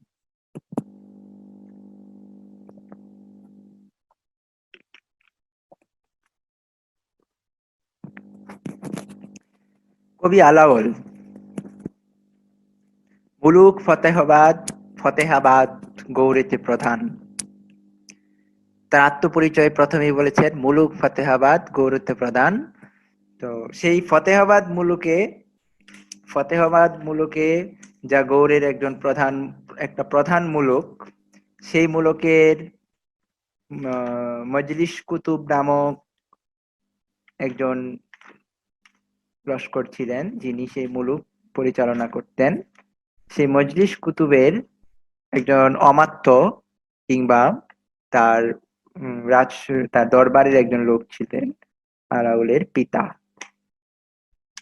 সে কথাই আলাউল বলছেন যে মুলুক ফতেহাবাদ গৌড়ে তো প্রধান, তথা তো জালালপুর পুণ্যবন্ত স্থান। বহু গুণবন্ত বৈশে খলিফা উলমা, কথে কহিমু সেই দেশের মহিমা। মজলিস কুতুব তাহাতে অধিপতি, মুইহীন দিন তানো অমাত্য সন্ততি। সেই মুলুক ফতেহাবাদ, যেটা আমাদের বর্তমান ফরিদপুরের কথা আমরা বলি, ফরিদপুরের মজলিস কুতুব নামক একজন অধিপতি ছিলেন। মুইহীন দিন তার অমাত্য সন্ততি। আলাউল বলছেন হীন দিন, আমি দিন দরিদ্র, আমি আলাউল সে মজলিস কুতুবের অমাত্যের সন্ততি পুত্র। এবং তার পরবর্তীতে আলাউল বর্ণনা করেছেন যে কার্যগতি যাইতে পন্থে বিধির গঠন, হারমাদের নৌকা সঙ্গে হইল দর্শন। বহু যুদ্ধ আসিল শহীদ হইল তাত, রণক্ষেতে ভোগাযোগে আইলুং এথাত। কহিতে বহুল কথা দুঃখ আপনার, রোষাঙ্গে আসিয়া হইলুং রাজ আসোয়ার। কবি আলাউল বলছেন যে তখন কার্যগতি উদ্দেশ্যে কোনো কার্যে, ব্যবসায়িক কার্যে বা রাজকার্যে তার পিতার সঙ্গে জলপথে তারা ছিলেন। তো সেখানে হারমাদ দস্যুদের কর্তৃক আক্রান্ত হয়ে আলাউল বহু কষ্ট ভোগাভোগ শেষ করে আইলুং এথাত, মানে রোসাঙ্গে এলো। কহিতে বহুল কথা দুঃখ আপনার, রোসাঙ্গে আসিয়া হইলুং রাজ আসোয়ার। রোসাঙ্গে এসে আলাউল রাজ আসোয়ার পদে নিযুক্ত হলো। তো সেই আলাউলের জন্ম তারিখ কবে, এ নিয়ে ডক্টর মোহাম্মদ শহীদুল্লাহ যে মত দিয়েছেন যে 1597 সালে হচ্ছে আলাউলের জন্ম তারিখ, জন্ম সন 96, 97, উনি 97 বলেছেন। এবং আমরা নানান ঘটনার প্রেক্ষিতে নানান কিছু বিশ্লেষণ করে ডক্টর মোহাম্মদ শহীদুল্লাহ অনুমানের ভিত্তিতে দিয়েছিলেন, তার অনুমানটা যুক্তি দিয়ে বিশ্লেষণ করলেও আসলে সত্য প্রমাণিত হয়। সৈয়দ আলী হাসান স্যার একই কথা বলে গেছেন যে যে সন তারিখগুলো ডক্টর মোহাম্মদ শহীদুল্লাহ অনুমানের ভিত্তিতে নির্ধারণ করেছিলেন, যুক্তিতে বিশ্লেষণ করলেও আমরা সেগুলোই পাই। তো 1597 সালে কবি আলাউলের জন্ম মুলুক ফতেহাবাদে, ফরিদপুর সেখানকার একটা অঞ্চল, জালালপুর নামক একটা অঞ্চলে, সেখানে তার জন্ম হয়। এবং তার পিতা ছিলেন মজলিস কুতুব নামক সেই ফরিদপুরের অধিপতি রাজ অমাত্য। শিশুকাল থেকে আলাওল সেই রাজ পরিবারে, মানে রাজ অমাত্যের পরিবারে বড় হয়েছেন। নানান শাস্ত্র অধ্যয়ন, এগুলোর প্রতি ঝোঁক তার তখন থেকেই যে তৈরি হয়েছে তা আমরা ভালোভাবেই বুঝতে পারি। তারপর আলাওলকে যখন ইতে নেওয়া হলো, দিয়াঙ্গায় নেওয়া হলো, তাকে কিন্তু দাস হিসাবে নিয়ে যাওয়া হয়েছিল দিয়াঙ্গায়, পর্তুগিজ বন্দর দিয়াঙ্গায়। সেই গঞ্জালিস, যে পর্তুগিজদের বড় নেতা ছিল এবং প্রভাবশালী ছিল আরাকান রাজসভায়, তার অধীনে আলাউলকে নিয়ে যাওয়া হয় দিয়াঙ্গাতে। এবং সেখান থেকে তার পরবর্তী তাকে রাজ আসোয়ার হিসাবে বিক্রি করে দেওয়া হয়, কিংবা রাজ আসোয়ার হিসাবে তাকে নিযুক্ত করা হয়। তো তার পরবর্তীতে 1645 সালে দীর্ঘদিন তিনি সেভাবে ছিলেন এবং মানুষদেরকে নৃত্য, গীত, সঙ্গীত এগুলো শেখাতেন। তার গুণের কথা শুনে, আলাওলের গুণের কথা শুনে 45 সালে যখন থদমিন্তার রাজা হয়, থদমিন্তার যখন রাজা হয় ৪৫ সালে আরাকানের, তখন প্রধান অমাত্য ছিলেন মাগন ঠাকুর। মাগন ঠাকুর ছিলেন সঙ্গীত কলাবিদ এবং রসজ্ঞ। তিনি আলাউলকে রাজসভায় নিয়ে এলেন এবং তিনি আলাউলকে নির্দেশ দিলেন যে যেহেন দৌলত কাজী চন্দ্রানী রচিল, লস্কর উজির আশরাফে আজ্ঞা দিল। তো আসলে এগুলো কাব্যের নানান জায়গায় আছে তো। জেহেনে দৌলত কাজী চন্দ্রানী রচিল, লস্কর উজির আশরাফে আজ্ঞা দিল, তেন পদ্মাবতী রচ মোর আজ্ঞা ধরি, এ কথা শুনিতে মনে বহু শ্রদ্ধা করি, তাহানো আদেশমালা ধরিয়া মস্তকে, অঙ্গীকার কইলুমই রচিতে পুস্তকে। আলাউলকে মাগন ঠাকুর নির্দেশ দিলেন পদ্মাবতী রচনা করতে। জেহেনে, আমরা দৌলত কাজীর কথা প্রথমে বলেছি, জেহেনে দৌলত কাজী চন্দ্রানী রচিল, লস্কর উজির আশরাফে আজ্ঞা দিল, তেন পদ্মাবতী রচ মোর আজ্ঞা ধরি। মাগন ঠাকুর বলতেছেন আলাউলকে, আমার আজ্ঞা ধরে তুমি পদ্মাবতী রচনা করো, এ কথা শুনিতে মনে বহু শ্রদ্ধা করি। বহু শ্রদ্ধা করে তিনি এই কথাটাকে গ্রহণ করলেন এবং পুস্তক রচনায় হাত দিলেন। কেননা তিনি পরবর্তীতে মাগন ঠাকুর সম্বন্ধে বলেছেন যে, যার বাক্য অলঙ্ঘ, লঙ্ঘিলে হয় পাপ, অন্নদাতা ভয় ত্রাতা দুই মতে বাপ। তো এই পদ্মাবতের কাহিনীটা কি, এটা আমাদেরকে জানতে হবে। পদ্মাবত কাহিনীটা মালিক মোহাম্মদ জাইসির কাহিনী। কবি মালিক মুহাম্মদ 1540 সালে এই পদ্মাবত কাহিনীটা রচনা করেন। অবধি হিন্দিতে পদ্মাবত তিনি রচনা করেন। মালিক মুহাম্মদ জায়সি বলা হয় কারণ তার বাড়ি ছিল অযোধ্যার জায়স নামক একটা অঞ্চলে, গ্রামে, এটাকে জায়সি বলা হয়। তো মালিক মুহাম্মদ জাইসি সেই পদ্মাবতী রচনা করেন 1540 সালে। তার প্রায় 100 বছরেরও অধিক সময় পরে সেই অবধি হিন্দি ভাষা থেকে পদ্মাবতকে পদ্মাবতী নামে অনুবাদ করেন আলাওল মাগন ঠাকুরের নির্দেশে। তো পদ্মাবত ছিল একটা সুফি কাহিনী, সুফি কাব্য, যেটা মালিক মোহাম্মদ জাইসি রচনা করেন। কিন্তু আলাউল যখন সেটা থেকে অনুবাদ করেন, এটা অনেকটা হয়ে ওঠে বাস্তব প্রেম, হ্যাঁ, প্রেম ও রসাশ্রিত কাহিনী হয়ে ওঠে। হ্যাঁ, ভাবুকেরা এর মধ্য থেকে সুফি তত্ত্বকে উদ্ধার করতে পারবে, নিঃসন্দেহে পারবে। প্রেমিকেরা এর মধ্যে প্রেম পাবে, কাম তত্ত্ব পাবে। কাব্য রসিকেরা এর মধ্যে শিল্পের নানান সবক পাবে। কারণ আলাউল একই সাথে কবি ছিলেন এবং পণ্ডিত মানুষ ছিলেন। আমরা জানি যে সঙ্গীতের উস্তাদ হিসেবে তিনি নিযুক্ত করেছিলেন মাগন ঠাকুর।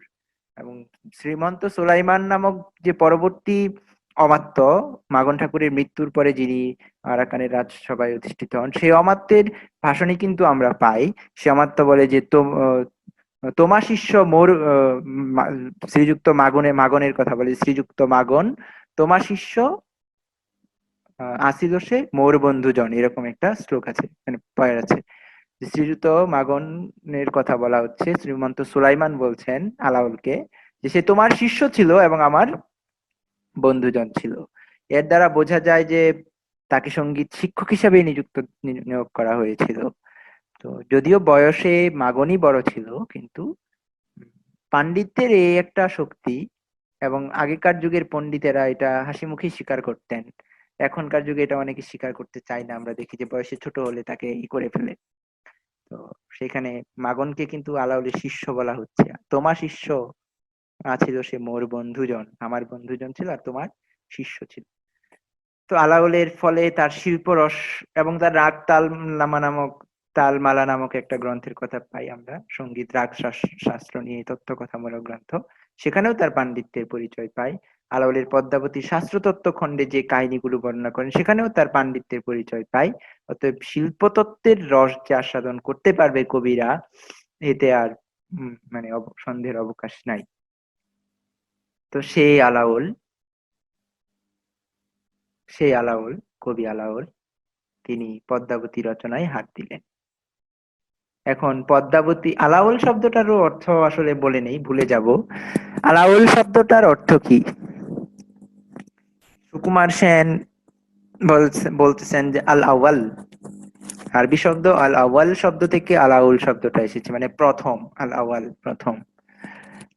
কিন্তু এটাকে অনেকে অপভ্রংশ হিসাবে নিয়েছে, যে এটা লোকমুখে বিকৃত হয়েছে। আলাউল শব্দটা ছিল আলাউল, আলাউল না।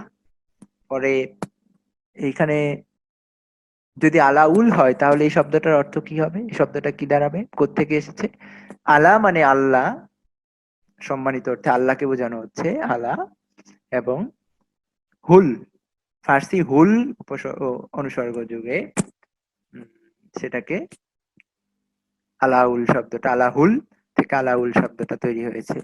যেমন আমরা ওই কালীপ্রসন্ন সিংহের তালাহুল বেকিয়ারের কথা আমরা পাই। তো সেই হিসেবে হতে পারে, এটাও হতে পারে যে আলাহুল থেকে আলাউল এসেছে, এবং আলাউলের বিকৃত হয়ে লোকমুখে আলাওল হয়ে গেছে সেটা, যেটাকে ডক্টর সুকুমার সেন বলতেছেন আল আউয়াল। আওয়াল মানে প্রথম শব্দ থেকে তার নামটা এসেছে। আমরা জানি না কি কোত্থেকে এসেছে। কিংবা আউল চাঁদ নামক একজন ছিল, লেখক ছিলেন, লেখক না, দুঃখিত, আউল চাঁদ নামক একজন বাউল ছিলেন। তো তার নামের আউলের অর্থ কি তাহলে? সে আউল কোত্থেকে এসেছে? যদি আল আওয়াল প্রথম থেকে না আসে শব্দটা, তাহলে সে আউল কোত্থেকে এসেছে? হুল মানে হচ্ছে নিবেদিত, আলাহুল মানে আল্লাহর প্রতি নিবেদিত, আর আল আউল মানে হচ্ছে প্রথম, আল আউয়াল মানে প্রথম। তো এটা নিয়ে আমি জানি না আসলে কোনটা ঠিক, দুটাই হতে পারে, আবার দুইটা যে কোনো একটা হতে পারে। তো সে আলাউল রচনা করলেন পদ্মাবতী। ধারণা করা হয় ১৬৪৫ সাল থেকে ১৬৪৬ সালের দিকে তিনি নির্দেশ পেয়েছিলেন। ৪৬-৪৭ সালের দিকে তিনি নির্দেশ পেয়েছিলেন মাগন ঠাকুর থেকে, এবং ৫২ সাল কিংবা ৫২ সাল পর্যন্ত তিনি এটা রচনা করেছেন, এবং ৫১ সাল ৫২ সালে গিয়ে তিনি সেই কাব্য রচনা শেষ করেছেন। ডক্টর আব্দুল করিম সাহিত্য বিশারদ, আব্দুল করিম সাহিত্য বিশারদ, ডক্টর এনামুল হক নয়, আব্দুল করিম সাহিত্য বিশারদ একটা তথ্য দিয়েছেন তার রচনা কাল জ্ঞাপক, যে তথ্যের তিনি আসলে কোনো সূত্র দেননি। তো সেই তথ্য অনুযায়ী তার রচনা কাল তিনি নির্ধারণ করেছেন ১৬৫১ সাল, মানে রচনা শেষ হলো ১৬৫১ সালে। কিন্তু ডক্টর মোহাম্মদ শহীদুল্লাহ বলছেন যে ১৬৪৮ সালে সেটা রচনা শেষ হয়ে গেছে তদমিন্তারে রাজত্বকালে। তো আমরা দুইটা মতকেই স্মরণে রাখি, যে হয়তো ১৬৪৮ সালে শেষ হয়ে গেছে, নয়তো ১৬৫১ সালে শেষ হয়েছে। তো সেই পদ্মাবতী, পদ্মাবতের কাহিনী কি ছিল? পদ্মাবতের কাহিনী ছিল চিতোরের রাজ দরবার নিয়ে। যে চিতোরের রাজসভায় রাজা ছিলেন, রাজা চিত্রসেনের পুত্র ছিলেন রত্নসেন। সেই রত্নসেনের স্ত্রী ছিল নাগমতী। নাগমতির আহ আর ওইদিকে সিংহলের রানী ছিল, রাজকন্যা ছিলেন পদ্মাবতী। আর সেই পদ্মাবতীর কাছে একটা পাখি, সুখ পাখি, হীরামন তোতা পাখি ছিল। সেই সুখ পাখি পদ্মাবতীকে নানান বিষয়ে নানান উপদেশ দিতেন। পদ্মাবতী যখন যৌবনে উপনীত হলো, সুখ পাখি, জ্ঞানী পণ্ডিত সুখ পাখি, সে নানান ভাবে পদ্মাবতীকে যৌবন সম্বন্ধে, নিজের দেহ সম্বন্ধে নানান কিছু বলতে লাগলো। তখন রাজা ভাবলো, সিংহলের রাজার নাম পদ্মাবতীর পিতা যাকে উল্লেখ করেছে গন্ধর্ব সেন বলে, গন্ধর্ব সেন ভাবলেন যে সুখ পাখি তার কন্যাকে নষ্ট করে ফেলছে, কন্যার চরিত্র হনন করে ফেলছে। এই সুখ পাখিকে হত্যা করার সিদ্ধান্ত নিলেন রাজা। রাজা সুখ পাখিকে হত্যা করার সিদ্ধান্ত নেওয়ার পরে সুখ পাখি কি করলো, পালিয়ে গেল। সুখ পাখি পালিয়ে গেল, আর এদিকে পদ্মাবতী সুখে দুঃখে খুবই চিন্তিত হয়ে উঠলেন। সুখ পাখি পালিয়ে বনের মধ্যে গিয়ে এক গাছের মধ্যে বসে আছে। তো ওই বনে এক বেদ পাখি শিকার করার জন্য এলো। তো অন্যান্য সমস্ত পাখিরাই উড়ে গেল, কিন্তু চিন্তাশীল সুখ, জ্ঞানী বুদ্ধিমান চিন্তাশীল সুখ, সে তো ধরা পড়লো এর হাতে। সুখ পাখি ধরা পড়লো বেদের হাতে। সুখ পাখি বেদ সুখ পাখিকে ব্রাহ্মণের কাছে বিক্রি করে দিল। ব্রাহ্মণ সেই সুখ পাখিটা নিয়ে রাজা রত্নসেনের কাছে বিক্রি করে দিল। তো এইভাবে রত্নসেনের রাজ দরবারে সুখ পাখি নানান উপদেশ বিলিয়ে, নানান কথা বলে খুবই সবার মনোযোগ কেড়েছিল। তো রানী নাগমতী একদিন সুখ পাখিকে জিজ্ঞেস করলো, রে সুখ, তুই তো নানান দেশ ঘুরেছিস, বলতো আমার মতো সুন্দরী কি কাউকে দেখেছিস? তখন সুখ পাখি হেসে উঠলো যে পদ্মাবতীর যে পরিচারিকারা আছে, তার যে পরিচারিকারা দাসীরা আছে, তারাও তো তোমার চেয়ে সুন্দর। তো এই কথা শুনে ক্রোধান্বিত হয়ে রানী নাগমতী, রত্নসেনের স্ত্রী, প্রথম স্ত্রী, তিনি সুখকে হত্যা করার নির্দেশ দিলেন এক ধাইকে। তো ওই ধাই পরিণামের কথা ভেবে, যে সুখকে যদি আমি আজ হত্যা করি, কাল যদি রাজা জিজ্ঞেস করে মৃগয়া থেকে ফিরে এসে, তখন কি জবাব দেব? তো পরিণামের কথা ভেবে ধাই সুখ পাখিকে লুকিয়ে রাখলো। তো রাজা রত্নসেন এসে যথারীতি সুখ পাখির খোঁজ করলো, এবং সুখ পাখিকে রাজা রত্নসেন ওর ধাই বের করে দিল। তো সুখ পাখি সমস্ত বৃত্তান্ত বলল, এবং পদ্মাবতীর রূপের কথা বর্ণনা করল। যে পদ্মাবতী রূপ কি কহিমু মহারাজ, তুলনা দিবারে নাহি ত্রিজগত মাঝ, আপাদলম্বিত কেশ কস্তুরী সৌরভ, মহা অন্ধকারময় দৃষ্টি পরাভব। তার একেবারে প্রবাদ তুল্য শ্লোক সেখানেই আমরা পাই, যে রাতুল উৎপল লাজে জলান্তরে বৈশে, তাম্বুল রাতুল হইল অধর পরশে। পদ্মাবতীর অধরের স্পর্শ লেগে পান লাল হয়ে গেছে, পানের স্পর্শে পদ্মাবতীর অধর লাল হয়নি। এইভাবে সুখ পাখি পদ্মাবতীর রূপ বর্ণনা করলেন, এবং রাজা রত্নসেন সে পদ্মাবতীর রূপ শুনে প্রেমে পীড়িত হয়ে, অজ্ঞান হয়ে, বেহুশ হয়ে সিংহাসন থেকে ধুলায় গড়া। রেকর্ডটা শুরু করো, হ্যাঁ। তো তখন পদ্মাবতী, সুখ পাখির কাছে পদ্মাবতীর রূপ শুনে রাজা রত্নসেন সিংহাসন থেকে অচেতন হয়ে, তার প্রেমে পীড়িত হয়ে মাটিতে গড়াগড়ি গেলেন। কেউ এলো পানি নিয়ে, কেউ চামর নিয়ে এলো, তার হুঁশ ফিরল। তখন পদ্মাবতীর পদ্মাবতীকে পাওয়ার জন্য রাজা রত্নসেন যোগী হয়ে 16শত কুমার তার সঙ্গে যোগী হলো, যোগী হয়ে বেরিয়ে পড়লেন সিংহলের উদ্দেশ্যে। এবং অনেক ঝড় ঝঞ্ঝা, অনেক কিছু পেরিয়ে আমরা জানি পদ্মাবতীকে তিনি বিবাহ করে নিয়ে আসেন। পদ্মাবতীকে বিয়ে করে নিয়ে আসার পর পর আহ যেটা হয়, রাঘব চেতন নামক এক রাঘব চেতন নামক এক ব্রাহ্মণ পণ্ডিত জ্যোতিষী তাদের রত্নসেনের রাজদরবারে ছিল। তো রাঘব চেতন বলল কি, যে আজ দ্বিতীয়া, কোনো একটা নক্ষত্রের গণনায় বলল আজ দ্বিতীয়া। অন্যান্য পণ্ডিতগণ বলল আজ দ্বিতীয়া নয়। তো রাঘব চেতন এতে একটু আহত হলো, যে তার পাণ্ডিত্য কমে গেল কিনা। রাঘব চেতন ছিল যক্ষী নিষিদ্ধ। তখন সে তার যক্ষী নিষিদ্ধ, তার এই পিশাচ বল শক্তি দিয়ে সে দ্বিতীয়ার মতো চাঁদ উঠালো, এবং রাজা দেখলো যে আজ দ্বিতীয়া। তো পরের দিনও দ্বিতীয়ার চাঁদ উঠলো। তখন পণ্ডিতেরা রাজা রত্নসেনকে বলল যে কাল যদি দ্বিতীয়া হতো, তাহলে আজকে দ্বিতীয়ার চাঁদ উঠতো না, আজকে চাঁদ আরো বড় হয়ে উঠতো। দেখুন রাজা, রাঘব চেতন আপনাকে মিথ্যা বলেছে, এবং প্রতারণা করেছে সে তার যক্ষিণী বল দিয়ে, যক্ষিণী শক্তি দিয়ে। তখন রাঘব চেতনকে নির্বাসন দেয় রাজা রত্নসেন। এবং নির্বাসন দেওয়ার সময়, এত বড় পণ্ডিত তার রাজ্য ছেড়ে চলে যাচ্ছে, রানী পদ্মাবতী ভাবলেন তাকে দান দেওয়া উচিত। তাকে হাতের কাকন খুলে জানালা দিয়ে গবাক্ষ থেকে পদ্মাবতী নিক্ষেপ করলেন। তো সেই কাকন তুলতে নিয়ে গিয়ে পদ্মাবতীর রূপ দেখলো রাঘব চেতন, এবং মুগ্ধ হয়ে গেল। রাঘব চেতন তখন চলে গেল দিল্লীশ্বর আলাউদ্দিন খিলজির দরবারে, এবং আলাউদ্দিন খিলজিকে গিয়ে বলল যে এমন এক নারী আছে, তোমার তাকে যদি অধিকার করতে না পারো, তাহলে তোমার সমস্ত সব রাজ্য জয়, দিক বিদিক জয় করে ফেরা, এগুলো সমস্তই বৃথা। সে যার কাছে আছে, পৃথিবীর সমস্ত সম্পদ তার কাছে আছে। তো তুমি, হ্যাঁ, তাকে ই করো, জয় করে নাও। তখন এই আলাউদ্দিন খিলজি চলে আসে সৈন্য সামন্ত নিয়ে, এবং রত্নসেনের গড় ঘেরাও দিয়ে আলাউদ্দিন খিলজি সেই কি করেন, পদ্মাবতীর জন্য যুদ্ধ করেন। প্রায় 9 বছর বা 8 বছর ঘেরাও দিয়ে রাখেন, তারপরেও পরাস্ত করতে, গড়ের দুর্গ ভেদ করতে পারেন না। তারপরে সন্ধির প্রস্তাব করেন। ঠিক আছে, সিংহলের রাজা এবং সাগর রাজার কাছ থেকে তুমি যে 5টা রত্ন পেয়েছো, এই রত্নগুলো আমাকে দিয়ে দাও। আমি চাই না, পদ্মাবতীকে চাই না। এই বলে রাজি হলেন, এই কথা, এই প্রস্তাবে রাজি হলেন রত্নসেন, আলাউদ্দিন খিলজিকে রত্নসেন তার ইতে নিয়ে গেলেন, প্রাসাদে নিয়ে গেলেন।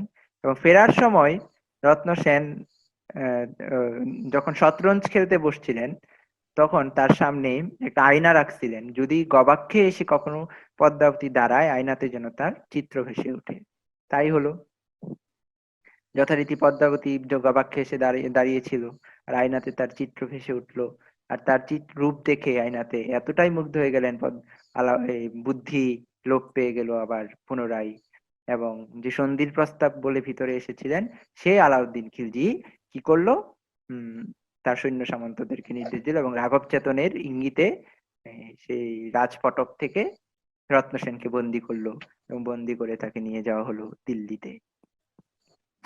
এদিকে পদ্মাবতী চিঠি দিল, পদ্মাবতীকে ভুলিয়ে নেয়ার জন্য এরকম একজন ইকে পাঠানো হয়, ধাইকে পাঠায়, কিন্তু তাকে পদ্মাবতী বিতাড়িত করে। তো এইভাবে পদ্মাবতী গোরা এবং বাদলের কাছে যায়। গোরা এবং বাদল দুইজন বীর যোদ্ধা, তাদের কাছে যায় এবং রাজপুত যোদ্ধা, তাদের কাছ থেকে পরামর্শ নেয়। তখন পদ্মাবতী সিদ্ধান্ত নেয় যে আমি যাব, আমি দিল্লি যাব, কিন্তু শর্ত হচ্ছে রতন সিংকে সবুজ, তোমার ইয়েটা তুমি অডিওটা বন্ধ করে দাও, হ্যাঁ কেমন? সবুজ। তো তখন আহ রাজা রত্নসেন রত্নসেনকে মুক্তি দেওয়ার চিঠি লিখে পদ্মাবতী চিঠি পাঠালো যে আমি যাব এবং আমার সাথে 1600 দাসী যাবে, কিন্তু শর্ত হচ্ছে রত্নসেনকে মুক্তি দিতে হবে। এইভাবে তারা যায় এবং রত্নসেনকে মুক্তি দেওয়া হয়। কিন্তু পদ্মাবতীর স্থলে 1600 দাসী যাওয়ার যে কথা, এই 1600 দাসীর স্থলে সবাই ছিল হচ্ছে রাজপুত যোদ্ধা, যারা পালকিতে করে গড়ে প্রবেশ করে দিল্লিতে এবং যুদ্ধ করে, প্রচন্ড যুদ্ধ করে রাজপুত রাজা রত্নসিংকে, চিতোরের রাজা রত্নসিংকে তারা ছিনিয়ে আনে। তো এরই মধ্যে আবার ফিরে এসে রত্নসেন জানতে পারে যে কুম্ভলনের রাজা দেবপাল পদ্মাবতীর রূপ দেখে মুগ্ধ হয়ে গেছে এবং পদ্মাবতীকে সে চায়। তখন কুম্ভলনের রাজার সাথে যুদ্ধে পরপর দিন সকালে যুদ্ধে প্রস্তুতি নেয়, যুদ্ধ লিপ্ত হয় এবং কুম্ভলনের রাজাকে নিহত করে সেই যুদ্ধে রত্নসেন। এবং রত্নসেন তখন আহত হয় এবং কিছুদিন পরে সে আহতের জায়গা থেকে সে আসলে মারাই যায় রত্নসেন। এবং আমরা জানি পদ্মাবতী এবং নাগমতী দুই রানী উভয়ই রত্নসেনের সাথে সতী হয়। এবং পরবর্তীতে আলাউদ্দিন খিলজি এসে রত্নসেনকে আর ইকে আর পায় না, পদ্মাবতীকে আর পায় না, তার দুই পুত্রকে পায়, নাগমতির পুত্র নাগসেন আর পদ্মাবতীর পুত্র কমল সেন। এই দুই পুত্রকে পায়, তাদেরকে তিনি আলাউদ্দিন খিলজি ইতে নিয়ে যান, দিল্লিতে নিয়ে আসেন এবং পরবর্তী তারা বড় হলে তাদেরকে রাজ্য দান করেন। এই কাহিনী আমরা পাই ইতে, এই আলাউলের পদ্মাবতীতে। কিন্তু মূল পদ্মাবতীর কাহিনী কিছুটা ভিন্ন। সেখানে আমরা দেখতে পাই পদ্মাবতী জৌহর ব্রত পালন করেন।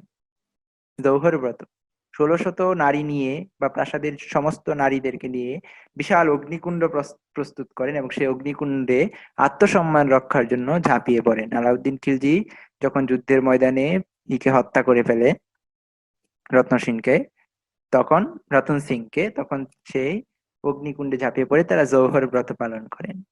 এটা ছিল একটা পবিত্র ব্রত, জৌহর ব্রত। মীরাবাইয়ের গানেও কিন্তু আছে, জৌহর কি গত জহরি জানে जो कोई जहर भई, घायल की गत घायल जाने के दिन लागे कोई।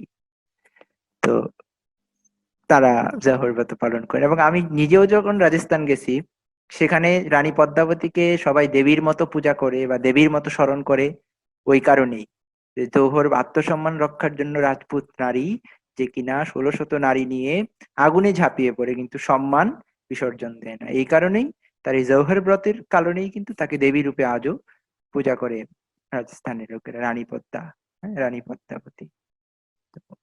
তো এই ছিল পদ্মাবতীর মূলত কাহিনী। এখন আমরা জানি এটা একটা সুফি প্রেম কাব্য, সুফি কাহিনী, এবং সেই কাহিনীটা রচনা করেন জাইসি, মালিক মোহাম্মদ জাইসি। মালিক মোহাম্মদ জাইসি সেই কাহিনীর শেষে একটা কথাও বলেন, ব্যাখ্যাও দেন, যে পদ্মাবতে, যে আমি ইকে জিজ্ঞেস করেছি, পণ্ডিতগণকে জিজ্ঞেস করেছি এই কাব্যের অর্থ, তারা বলেছে যে তারা বলেছে, আমি পড়ে শোনাই একটু সেই জায়গা থেকে, পদ্মাবতের শেষ অংশ থেকে।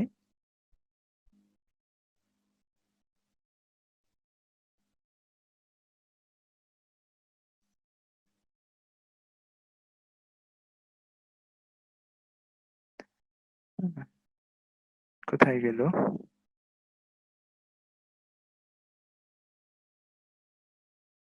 আচ্ছা, পাচ্ছি না আমি, সমস্যা নেই। এ, সেটার কথাটা ছিল এরকম, মূল কথাটা ছিল এরকম যে এই আমি পণ্ডিতগণকে জিজ্ঞেস করেছি এই পদ্মাবতীর রহস্য। তারা বলেছে যে এই চতুর্দশ ভুবন দেহের মধ্যেই আছে। হ্যাঁ, আমরা উম, আমরা চিতর্কি করেছি তনু, দেহ। আমরা চিতর্কি করেছি দেহ, আর এখানেও তো আছে এই কাহিনীটা। আমি একটু একটু সময় নিচ্ছি।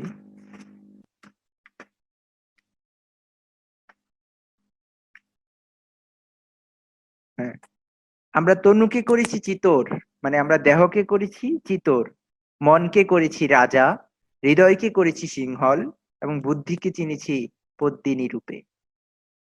আমরা দেহকে করেছি চিতর, হৃদয়কে বা মনকে করেছি সিংহল, বুদ্ধিকে করেছি রাজা, এবং বুদ্ধিকে করেছি চিনেছি পদ্মিনী রূপে। এবং গুরু হচ্ছে সুখ পাখি।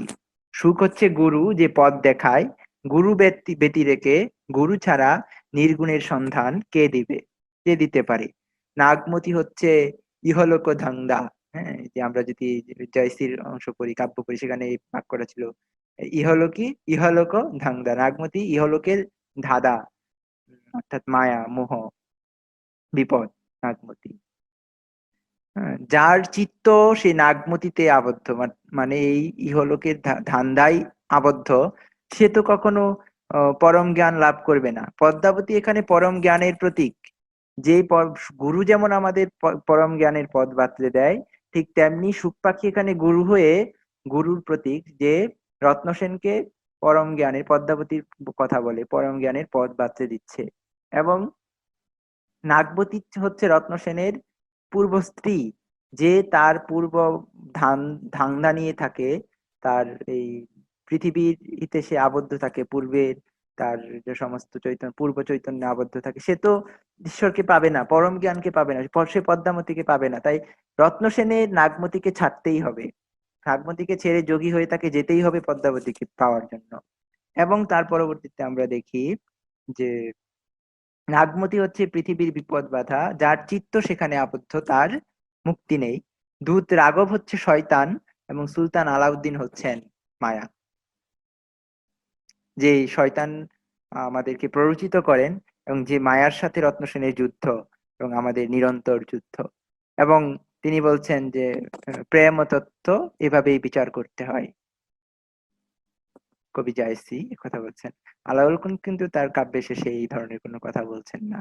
ফলে আলাউলের কাব্য অনেক বেশি সুফি প্রভাব আছে, কিন্তু অনেক বেশি উম প্রেমরসাত্মক হয়ে উঠেছে এটা। অনেক বেশি আহ প্রেম এখানে আছে, যেখানে অধ্যাত্মের জায়গায়, যেমন বদমাবতের বিশেষত্ব হচ্ছে সেখানে অধ্যাত্মটা বেশি, প্রেমটাও সেটার একটা উপলক্ষ। আর অনুবাদ করতে গিয়ে আলাউল এটাকে অনেকটা এরকম করে ফেললেন যে অধ্যাত্মটা এখানে একটা উপলক্ষ, প্রেমটাই এখানে মুখ্য হয়ে উঠেছে। এই কারণে কোনো কোনো পণ্ডিতগণ বলেন যে আলাওলের পদ্মাবতী কাব্য সেটা মূলকে ছাপিয়ে গেছে। কিন্তু তারপরেও আমরা এই ধরনের কথা বলি না, কারণ অনুবাদ তো অনুবাদ। যে যিনি মূল কবি, সেটা সমস্তটাই তার চিত্তের রস দিয়ে তিনি রচনা করেছেন, আর এটা তো অনুবাদ। কিন্তু আলাওলের এই কাব্য প্রতিভার কারণে সেই অনুবাদ এক মৌলিক জায়গায় পৌঁছে গেছে। তো এখন আলাউল এই কাহিনী রচনা করেছেন পদ্মাবত থেকে। এখন পদ্মাবতের মালিক মোহাম্মদ জাইসি এই কাহিনী পেলেন কোত্থেকে? মালিক মোহাম্মদ জাইসি এই কাহিনী কোত্থেকে পেলেন? টডের রাজস্থান তো অনেক পরে রচিত হয়েছে। রাজস্থানে যে কাহিনী বর্ণনা করা হচ্ছে, সেখানে কিন্তু রতন সিং এর নামও নাই। ভীমসির কথা বলা হচ্ছে, ভীমসি এবং রানী পদ্মিনীর কথা বলা হচ্ছে। কিংবা রাজস্থানে যে আরো লোককথাগুলো আছে, পৃথ্বীরাজ রাসো নামক একটা গ্রন্থ আছে। পৃথ্বীরাজ রাসো গ্রন্থে তো পৃথ্বীরাজের সাথে পদ্মাবতীর আহ প্রণয়ের কাহিনী এবং এই একই কাহিনী বলা হচ্ছে পৃথ্বীরাজের সাথে এই পদ্মাবতীর। তাহলে চিতোরের রাজা এর সাথে রত্ন সেনের সাথে এই কাহিনী কোত্থেকে পেলেন? তো এটাও আসলে লোককথা থেকেই সংগৃহীত। কারণ আমরা যদি ইতিহাস গ্রন্থ পাঠ করি, আলাউদ্দিন খিলজির সময়কার ইতিহাস গ্রন্থ, তারিখ গ্রন্থগুলো পাঠ করি, তার পরবর্তী সময় আলাউদ্দিন খিলজির সময়কার কবি ছিলেন আমির খুসরো। আলাউদ্দিন খিলজির সভাকবিও ছিলেন তিনি। তো আমির খুসরো এমন একজন কবি ছিলেন, তো তিনি এরকম একটা ঘটনা ঘটবে আর সেটা নিয়ে কাব্য রচনা করবেন না, তা আমাদের আসলে বিশ্বাস হয় না। যে আমির খুসরো কিনা উম, আলাউদ্দিন খিলজির পুত্র খিজির খান। এবং আমরা জানি আলাউদ্দিন খিলজিকে আমি একেবারে যে ধোয়া তুলসী পাতা বলছি তাও নয়। আলাউদ্দিন খিলজিও কিন্তু নারী লোভী ছিল, এবং সে তখনকার জমানার সমস্ত রাজারাই মোটামুটি এরকম ছিল। যেমন আমরা জানি যে গুজরাটের রাজা কর্ণ তাকে পরাজিত করে তার রানী কমলা দেবীকে আহ, আলাউদ্দিন খিলজি বিয়ে করেছিলেন। পরবর্তীতে সে কমলা দেবীর কন্যা দেবলা দেবী, সে দেবলা দেবীকে কিন্তু বিয়ে করেছিলেন আবার আলাউদ্দিনের আলাউদ্দিন খিলজির পুত্র খিজির খান। সেই দেবলা দেবী এবং খিজির খানের প্রেম কাহিনী নিয়ে কাব্য রচনা করেছেন আহ আলাউদ্দিনের সভাকবি আমির খুসরো। অথচ পদ্মাবতীর মতো এমন একটা কাহিনীকে তিনি এড়িয়ে যাবেন, এটা আমাদের আসলে বিশ্বাসই হয় না। ফলে সেই সব জায়গায় আমরা আমির খুসরোতে আমরা কখনো কোথাও পদ্মিনীর কথা উল্লেখ পাই না। এমনকি এমনকি আমরা আরেকটা তারিখ গ্রন্থ আছে, যেমন তারিখ গ্রন্থটার নাম হচ্ছে আহ, তারিখে ফিরোজ শাহী। এটা খুবই বিখ্যাত তারিখ গ্রন্থ, জিয়াউদ্দিন বর্ণির রচিত। জিয়াউদ্দিন বর্ণির রচিত তারিখে ফিরোজ শাহীতে আলাউদ্দিন খিলজি কর্তৃক চিতোর আক্রমণের পুরো ঘটনাটা আছে, কিন্তু কোথাও সেখানে পদ্মিনীর কথা নেই, যে পদ্মিনীর জন্য আলাউদ্দিন খিলজি আক্রমণ করেছে। তারপর 1350 খ্রিস্টাব্দে রচিত মৌলানা উসাইমির একটা আছে, কি বলে একটা কি জানি আছে, তারিখ গ্রন্থ আছে, নামটা আমার এই মুহূর্তে মনে আসতেছে না। এটা কি? আচ্ছা, মৌলানা হুসাইমিনী, আচ্ছা। ও আচ্ছা, হ্যাঁ, ফুতুস সুলতানি। হ্যাঁ, ফুতুস সুলতানি। তো সেই গ্রন্থের মধ্যে কিন্তু আমরা আহ, এই এই এই কাহিনী কাহিনী পাই। আমরা প্রেমের কাহিনী পাই, এই কি বলে যুদ্ধের কাহিনী পাই, কিন্তু কোথাও পদ্মাবতীর কোনো কাহিনী আমরা পাই না। কোথাও পদ্মাবতীর কোনো কাহিনী পাই না। পৃথ্বীরাজ রাসো গ্রন্থে আমরা পদ্মাবতীর কাহিনী পাই পৃথ্বীরাজের সাথে। রাজা রত্ন সেনের সাথে পদ্মাবতীর কোথাও কোনো কাহিনী সেখানে নেই। তারপরে হচ্ছে এরকম আরো অনেক আছে, অনেক ইতিহাস গ্রন্থ আছে। এখন তো বই এগুলা বের করাও সম্ভব না। তো সেই সমস্ত জায়গায় আমরা দেখতে পারি, সৈয়দ আলী হাসান স্যার এগুলো খুব ভালোভাবে বর্ণনা করেছেন।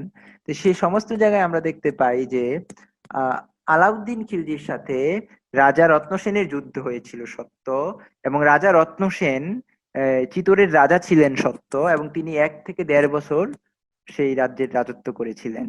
এবং চিতোর ভাই ইসলাম, হুম, রত্ন সেন জওহর ভাই সব স্ত্রী চিতোর ভাই ইসলাম, যে আমরা ইতে পাই অবধি হিন্দিতে মালিক মোহাম্মদ জাইসিতে, যে জওহর বা সব স্ত্রী, সকল স্ত্রীরা জওহর ব্রত পালন করলো, এবং রতন সেন মারা গেল, এবং চিতোর ভাই ইসলাম, চিতোরে ইসলাম কায়েম হলো।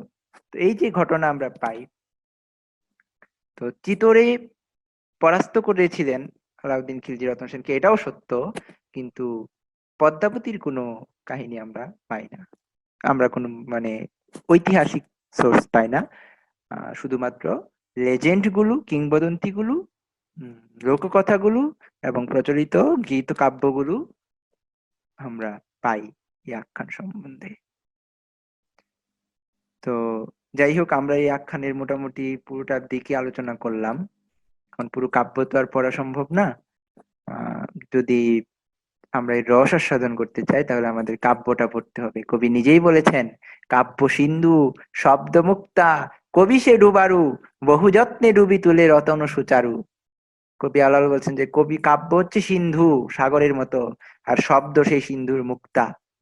কবি সে ডুবারু, কবি হচ্ছে ডুবুরি, বহু যত্নে ডুবি তুলেন রতন সুচারু। বহু যত্নে ডুবে কবি রতন সুচারু রত্ন সে সাগর থেকে উদ্ধার করে আনেন। এবং সুকুমার সেনও এক জায়গায় স্বীকার করেছেনই, যে আলাউল যে বলেছেন যে ষোড়শ হীন আলাউল বাণী, ষোড়শ পয়ার খানি, পদে পদে অমৃত সিঞ্চন। এই কথা বলে আলাউল অহংকার করেননি, পদে পদে আসলেই অমৃত সিঞ্চন। আর সেই কাব্যামৃতের রস যদি আস্বাদ করতে চাই, তাহলে আমাদের মূল কাব্যটা পড়তে হবে। তারপর আলাউলকে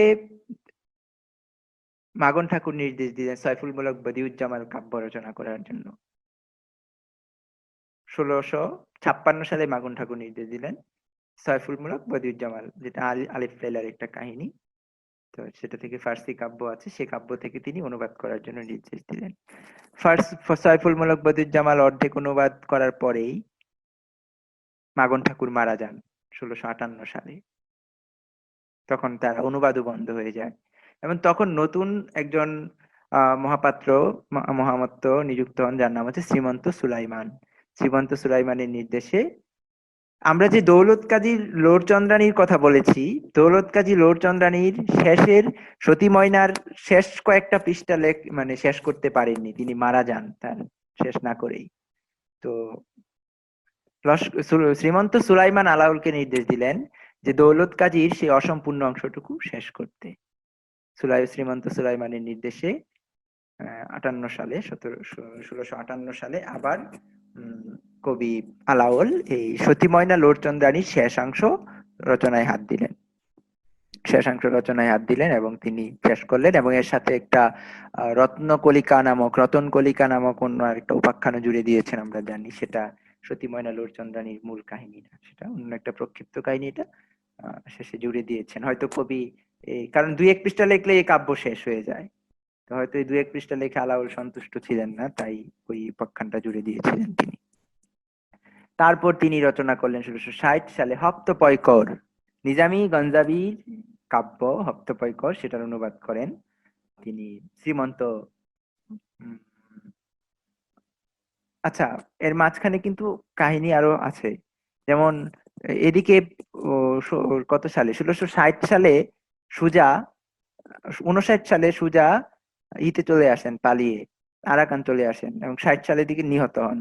সুজা নিহত হওয়ার পরে কিন্তু কবিকে 50 দিন কারাবরণ করতে হয়। আলাওল 50 দিন কারাবাস করেন, এবং সুজাকে সুজার সহযোগী হিসাবে চিহ্নিত করে, কিংবা সুজা হত্যার মির্জা নামক এক লোক যে কুপ্ররোচনা দেয় রাজাকে, যে এই ঝামেলার সাথে জড়িত আছে আলাওল, তখন আলাউলকে 50 দিন কারাবাস করা হয়। কিন্তু পরবর্তীতে যখন এটা প্রমাণিত হয় যে আলাউল নির্দোষ, তখন আলাউলকে ছেড়ে দেওয়া হয় এবং মির্জাকে শুলিতে ঝোলানো হয়, আমরা জানি। তো সে আলাউল কিন্তু তারপর রাজসভা থেকে বহিষ্কৃত হয়েছিলেন, এবং দীর্ঘ 9 বছর প্রায় তিনি বলেছেনই তো যে দীর্ঘদিন তিনি সবে কি বলে ভিক্ষা করে, বলা ভিক্ষার শব্দটাই উল্লেখ আছে, সবে ভিক্ষে প্রাণ রক্ষে, যে জীবমাত্র রয়, ভিক্ষা করে কোন রকমে প্রাণটাকে বাঁচিয়ে রেখেছেন। তো যাই হোক, তারপরে আমরা জানি কিছুদিন পরেই রাজা শ্রীচন্দ্র শ্রীমন্ত সুলাইমানের, শ্রীচন্দ্র সুধর্মার রাজত্ব তখন চলে। শ্রীমন্ত সুলাইমানের নির্দেশে তিনি হপ্তপয়কর রচনা করেন, হপ্তপয়কর না কিন্তু তোহফা রচনা করেন। এবং তারপরে যিনি আছেন, তোহফা হচ্ছে ইউসুফ গদার একটা তত্ত্বমূলক গ্রন্থ। তারপরে যিনি আছেন সৈয়দ মোহাম্মদ, তার নির্দেশে হপ্তপয়কর রচনা করেন, যেটা নিজামি গঞ্জাবের একটা গ্রন্থ। এবং 1669 সালে, প্রায় 10 বছর পরে, কিংবা 11 বছর পরে, এই কাব্য আবার সেই অসম্পূর্ণ সয়ফুলমূলক বদিউজ্জামাল কাব্যকে সম্পূর্ণ করার নির্দেশ দিলেন সৈয়দ মুসা নামক আরেকজন অমাত্য। তো সৈয়দ মুসা বললেন যে বাকি অর্ধেক কাজ রাখা ঠিক না, এটা সম্পূর্ণ করুন কবি। কবি আবার রাজসভায় অধিষ্ঠিত হন, আবার তাকে নিয়ে আসা হয়, ফিরিয়ে নিয়ে আসা হয় সসম্মানেই। তো তাকে বলা হয় যে আপনি এটা সম্পূর্ণ শেষ করুন। তো কবি শেষ করেন এবং অজুহাতও দেন যে বৃদ্ধকালে ধীরে ধীরে শক্তি টুটে আসে, যৌবন কালের মতো মননা উল্লাসে। যৌবন কালের মতো আর মন উল্লসিত হয় না, শক্তি টুটে আসে। এবং বৃদ্ধকালে গ্রন্থকর্ম উচিত না হয় এমন কথাও তিনি বলেছেন। তারপরেও তিনি যেহেতু অর্ধেক অনুবাদ করেছিলেন, বাকি অর্ধেক তিনি সম্পূর্ণ করেন।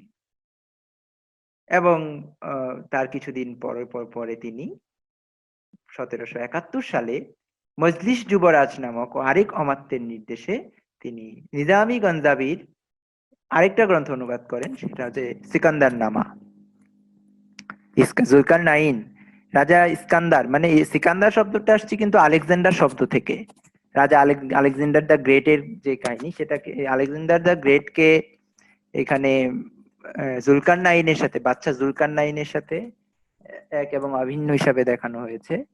এবং এটা ফার্সিতে প্রথমেই এটা হয়, এবং আলেকজান্ডার থেকে ইস্কান্দার শব্দ এসেছে এবং ইস্কান্দার থেকে সিকান্দার শব্দ পরবর্তী এসেছে।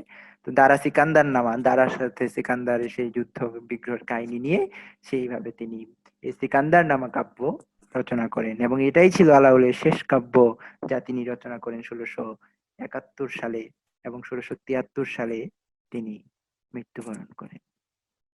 এইভাবে মহাকবি, পণ্ডিত কবি, কবিগুরু আলাউল তার জীবনাবসান হয় বহু বিচিত্র অভিজ্ঞতার মধ্য দিয়ে, রচনা সৃষ্টির মধ্য দিয়ে, এবং সেই সঙ্গীত, কাব্য, এই সমস্ত কিছুর রসে বাংলা সাহিত্যকে ভাসিয়ে দিয়ে এইভাবে তিনি মৃত্যুবরণ করেন 1673 সালে। তো তার পরবর্তীতে রোসাঙ্গের রাজসভায় বাঙালি অমাত্যদের প্রভাবও কমে যায়, প্রভাব প্রতিপত্তিও কমে যায়, আর তেমন কোনো উল্লেখযোগ্য কবি রচনা আমরা পাই না। টুকরা টাকরা মাঝে মাঝে কিছু কিছু কবিদের বৈষ্ণব পদ পাওয়া যায়। ধারণা করা হয় তারা চট্টগ্রাম অধিবাসী ছিলেন, রাউজান অধিবাসী ছিলেন অধিকাংশই। তো এই ছিল রোসাঙ্গের বাংলা সাহিত্য। তো আজকের মতো এখানেই শেষ করি, কেমন সবুজ? হ্যাঁ নাইম, তাহলে রেকর্ডটা অফ করো।